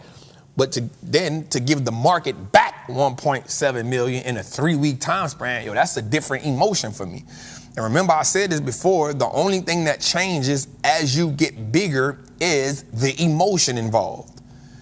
That's the only thing that changes, because the way that you pull the trigger for one contract is the same way that you pull the trigger for 100 contracts. The thing that changes is the emotion is different behind one contract and 100 contracts. So imagine now I'm doing 200 contracts, 300 contracts. That's a different set of emotions for me. And so for me, don't get me wrong, I'm looking like, damn, okay, which is why I'm glad my dog Travis here, because that's a situation where, like, I don't even think about what's going on. Like, I'm with my dog, I'm having fun, I'm chilling. Don't get me wrong, I look at it and be like, damn, all right, bet. But the first thing come to my mind is the same thing I tell y'all is, this is something that I cannot avoid, right? Yeah, I probably can avoid not giving the 1.7 back, but now I'm thinking about hindsight. And that one thing I don't do is I do not live in hindsight. I do not live in hindsight. Somebody said, I don't know if I can give back that much. You don't know if you've ever given back that much until you've given back that much. Right? I'm pretty sure Bill Ackman didn't know he gave back $423 million until he did what? Gave back $423 million. You never know how much you're going to give up until you in the game. That's it. You never know. I'm going after a $10 million account. Guess what? That's necessary. I got to do it. You dig? All right, stop loss. That's cool. Well, what happens when I'm playing $6 million in it? You still gonna lose it. You cannot avoid it. That's the part that y'all can put all those things in place. I'm gonna use a stop loss. I'm gonna use this. Well, if you got 700 contracts, you put a stop loss in. Guess what? You still gonna lose $1 million here and there. It's part of the game. I don't give a care if you put a 2%. The bigger you put in the game, guess what? The more you gotta be willing to lose. Cool. All right, you put a stop loss in at 20%. Well, if you got $10 million invested, you put what's 20% of $10 million in the market. Stop loss still ain't kept you from losing millions of dollars. The stop loss still ain't keep you from losing millions of dollars. It's part of the game. That's the part that people don't get. I ain't tripping.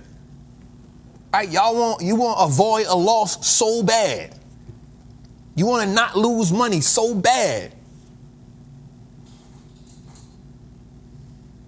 I don't want to lose no money. Guess what? You ain't going to win no money either. You ain't going to make no money either. Because guess what? Watch this. Watch this. You put a stop loss in. Watch this. You in a trade. You put a stop loss in. The stock hits your stop loss. Now you put out of the trade. The minute the trade hit the stop loss, it go up now for another 50%. You didn't catch it. Why? Stop loss. What happened? Now guess what you're going to try to do? Chase it. That's what you're going to try to do now.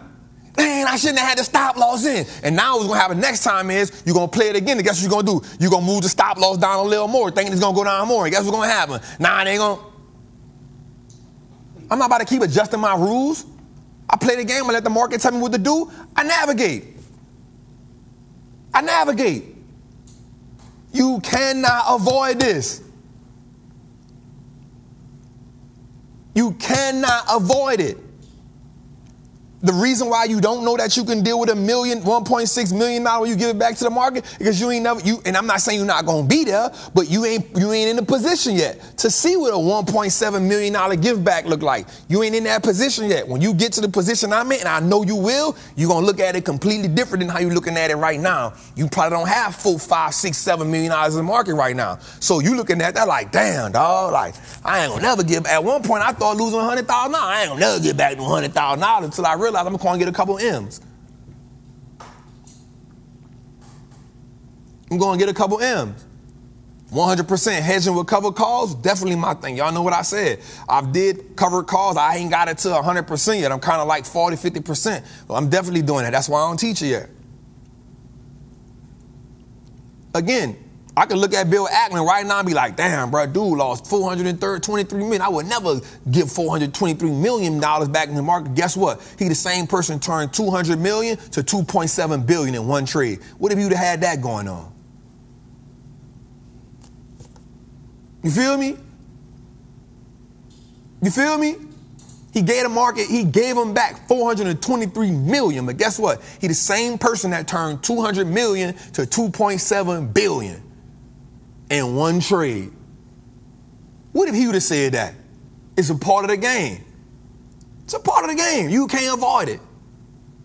You can't avoid it. Stop trying to avoid it. Stop trying to avoid a loss. Tell yourself, I'm going to take the loss, or the loss is going to happen. How do I pivot? How do I learn? How do I put things in position to help me win this game? That's your mindset. That's your mindset. And I just told you my mindset. We went through it. The market's supposed to, on average, the market don't do what on the second half of the year after we get 17% or greater, 9%. What does that mean, Trap? It took me what? 2-3 weeks to go get the data to figure it out. Why? Because I'm data driven. What does that mean, Trap? It means simply this. It means that during the second half of this part of the year, I'm not going after 100%. If I can get 50, 45, 50% on the plate, guess what we're going to do? We're going to cut it. We're going to go to our business. Our new plays we got right now, I don't got to go for 50% L. Guess what? It go through 20, 30%. Guess what I'm going to do? I'm cutting. That's how we adjust the game. That's how we adjust. Everybody not going to agree with my rules, but guess what? It's cool. Guess who's going to keep playing by them? Me. And if you rock with me, guess what you do? You say the rules that Trap got in place, and guess what you can say? I'm going to take the rules that Trap got, and guess what I'm going to do? I might alter them a little bit to do what? Use mine. It's okay. It's part of the process. Next call. Hey, Tribe, hey, family. So my question is, with Trump running for office, let's say he does win, right? How will changes in trading policies and tariffs influence market performance in the different sectors? Mainly, I want to say tech and automotive as well as agriculture, because we do love our Mexico avocados. And with China, how do you feel that will affect market performance? Great question, Queen. Man, Trump is a wild card, man. First of all, Queen, thank you for that question. Definitely we feel that warm hug. I think more than anything, tech still did well with Trump in office. Let's not think that like he just was the bearer of bad news and tech didn't do well. Matter of fact, Jose, write this down. I got to go put a graphic next week. How did tech perform with Trump in office? I gotta have that for next week. But here's what we do know. Trump's mantra is make America great again. And he feels that in order for America to be great again, he feels that people should pay for America's protection. And he also feels that companies that are in America shouldn't be doing stuff with China. Right? He feels like more companies, like one of his biggest things, I'll never forget this, like he was attacking Apple like crazy. He was like, yo, if you going to do business in China, I'm taxing you, right? And so I remember, and I will say this, Trump in office, you're going to have some trade wars take place because he's going to disrupt. I'm not saying it's good. I'm not saying it's bad. I'm saying he's going to disrupt. And that's what every president that comes in, they're going to disrupt something, right? It's just what they do because they want to put their policy in. That's why a lot of presidents, they won't get that second term so they can reinforce their policy. They can put their policy in. They're going to spend the first term asserting themselves and advocating for some of the previous policies that they don't agree with.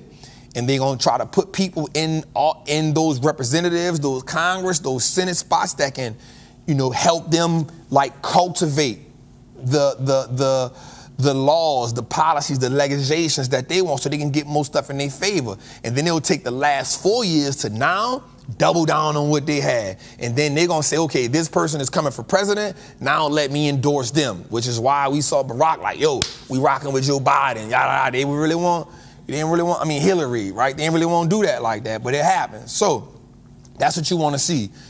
You want to see what his policy is. I would be wrong if I guessed it. We know that he's going to have tariffs, and we know he's going to be an advocate for if you got a company in China, we going to tax you. We also know he's going to be heavy on what? Border patrol. We know that for a fact. He's going to come in and he's going to finish saying what? We got to get our wall up. We got to get our border up. We know that for a fact. So that is going to affect certain parts of the market, automotive. You know how he feel about, Tesla. And he don't really have a problem with Tesla, but like cars coming from China, you can know for a fact BYD not coming to America with Donald Trump in office. You can kind of guarantee BYD, the Electoral, is not coming. So it's going to, tariffs is bad for the economy? Not really. It depends on how they go. Tariffs happen all the time. They happen all the time. Because what happens is one person will put a tariff in and then another country will counter that with something else. What happens is when they start trying to say like, there's a difference too between sanctions and tariffs. Ooh, that's good. Ooh, sanctions and tariffs. Sanctions are good. Like we got heavy sanctions on Russia. We got heavy sanctions on Cuba. Go look at what this is called. Embargo? Damn, I forgot it. Where like there's a thing like you can't. One of Cuba's things that Cuba is really known for is what? Cigars. Guess what? You can't bring a Cuban cigar from Cuba here. You can't do it. Legally, you can't do it. Right? That's a sanction. That's not a tariff. That's a sanction. That is a negative. You go to jail. right? So there's sanctions. We put sanctions on Cuba. What you looking at? Trade embargo. I forgot what it was, the trade embargo. We put that on Cuba a long time ago. Thank you, yep, YANAC, yep, the trade embargo. Go look at that, right? That'll help you understand, like, we've been had that on Cuba for a long time, right? And then the next one is, we got so many sanctions on Russia, they had no choice but to say, we don't want to use American money no more. They had no choice. They'd have went broke trying to go with American money. They had to try to do that. So you gotta go, yep, you just order them from Cubans, yep, in Mexico, yep, but you cannot go to Cuba and get them. You going to jail fast. They send you out of here. You, Travis, don't go to Cuba and try to bring them cigars over here. I'm not buying you out. Don't call me. Don't call me. So, that's what we got, man. Love y'all. Let's go. What we got, Jose? 3 hours and 37 minutes. I ain't even got to say nothing. Man, I just want to say I love y'all. I appreciate y'all. I'm not going to keep y'all too much longer. Cut the music, Tootie. I'm good. I love y'all. I ain't even tripping. I love y'all. I love y'all. Yeah? We ain't gonna hold y'all. We ain't gonna even hold y'all. We went crazy tonight. I love it. I'm telling y'all, I want y'all to know I really love this show. I really love this show, man. I hope y'all learned a lot tonight. I just feel like that, man. We learn a lot, we laugh a lot, but we move the financial needle, man. We shift mindsets up in here, man. So with that being said, man, I ain't gonna keep y'all tonight, man. Come join the Patreon. I want to say something to my Patreon members, man. We gotta have a get together, man, because we getting a little rowdy, right? And we getting a little rowdy. I got a couple screenshots of people going crazy, and I'm like, that ain't what we do, man. You know what I'm saying? We a family in there. We help each other, and 99% of it is good. And I just understand. You know what I know what it is? I know what it is. It's when money is down, people get emotional, people get frustrated. And so let's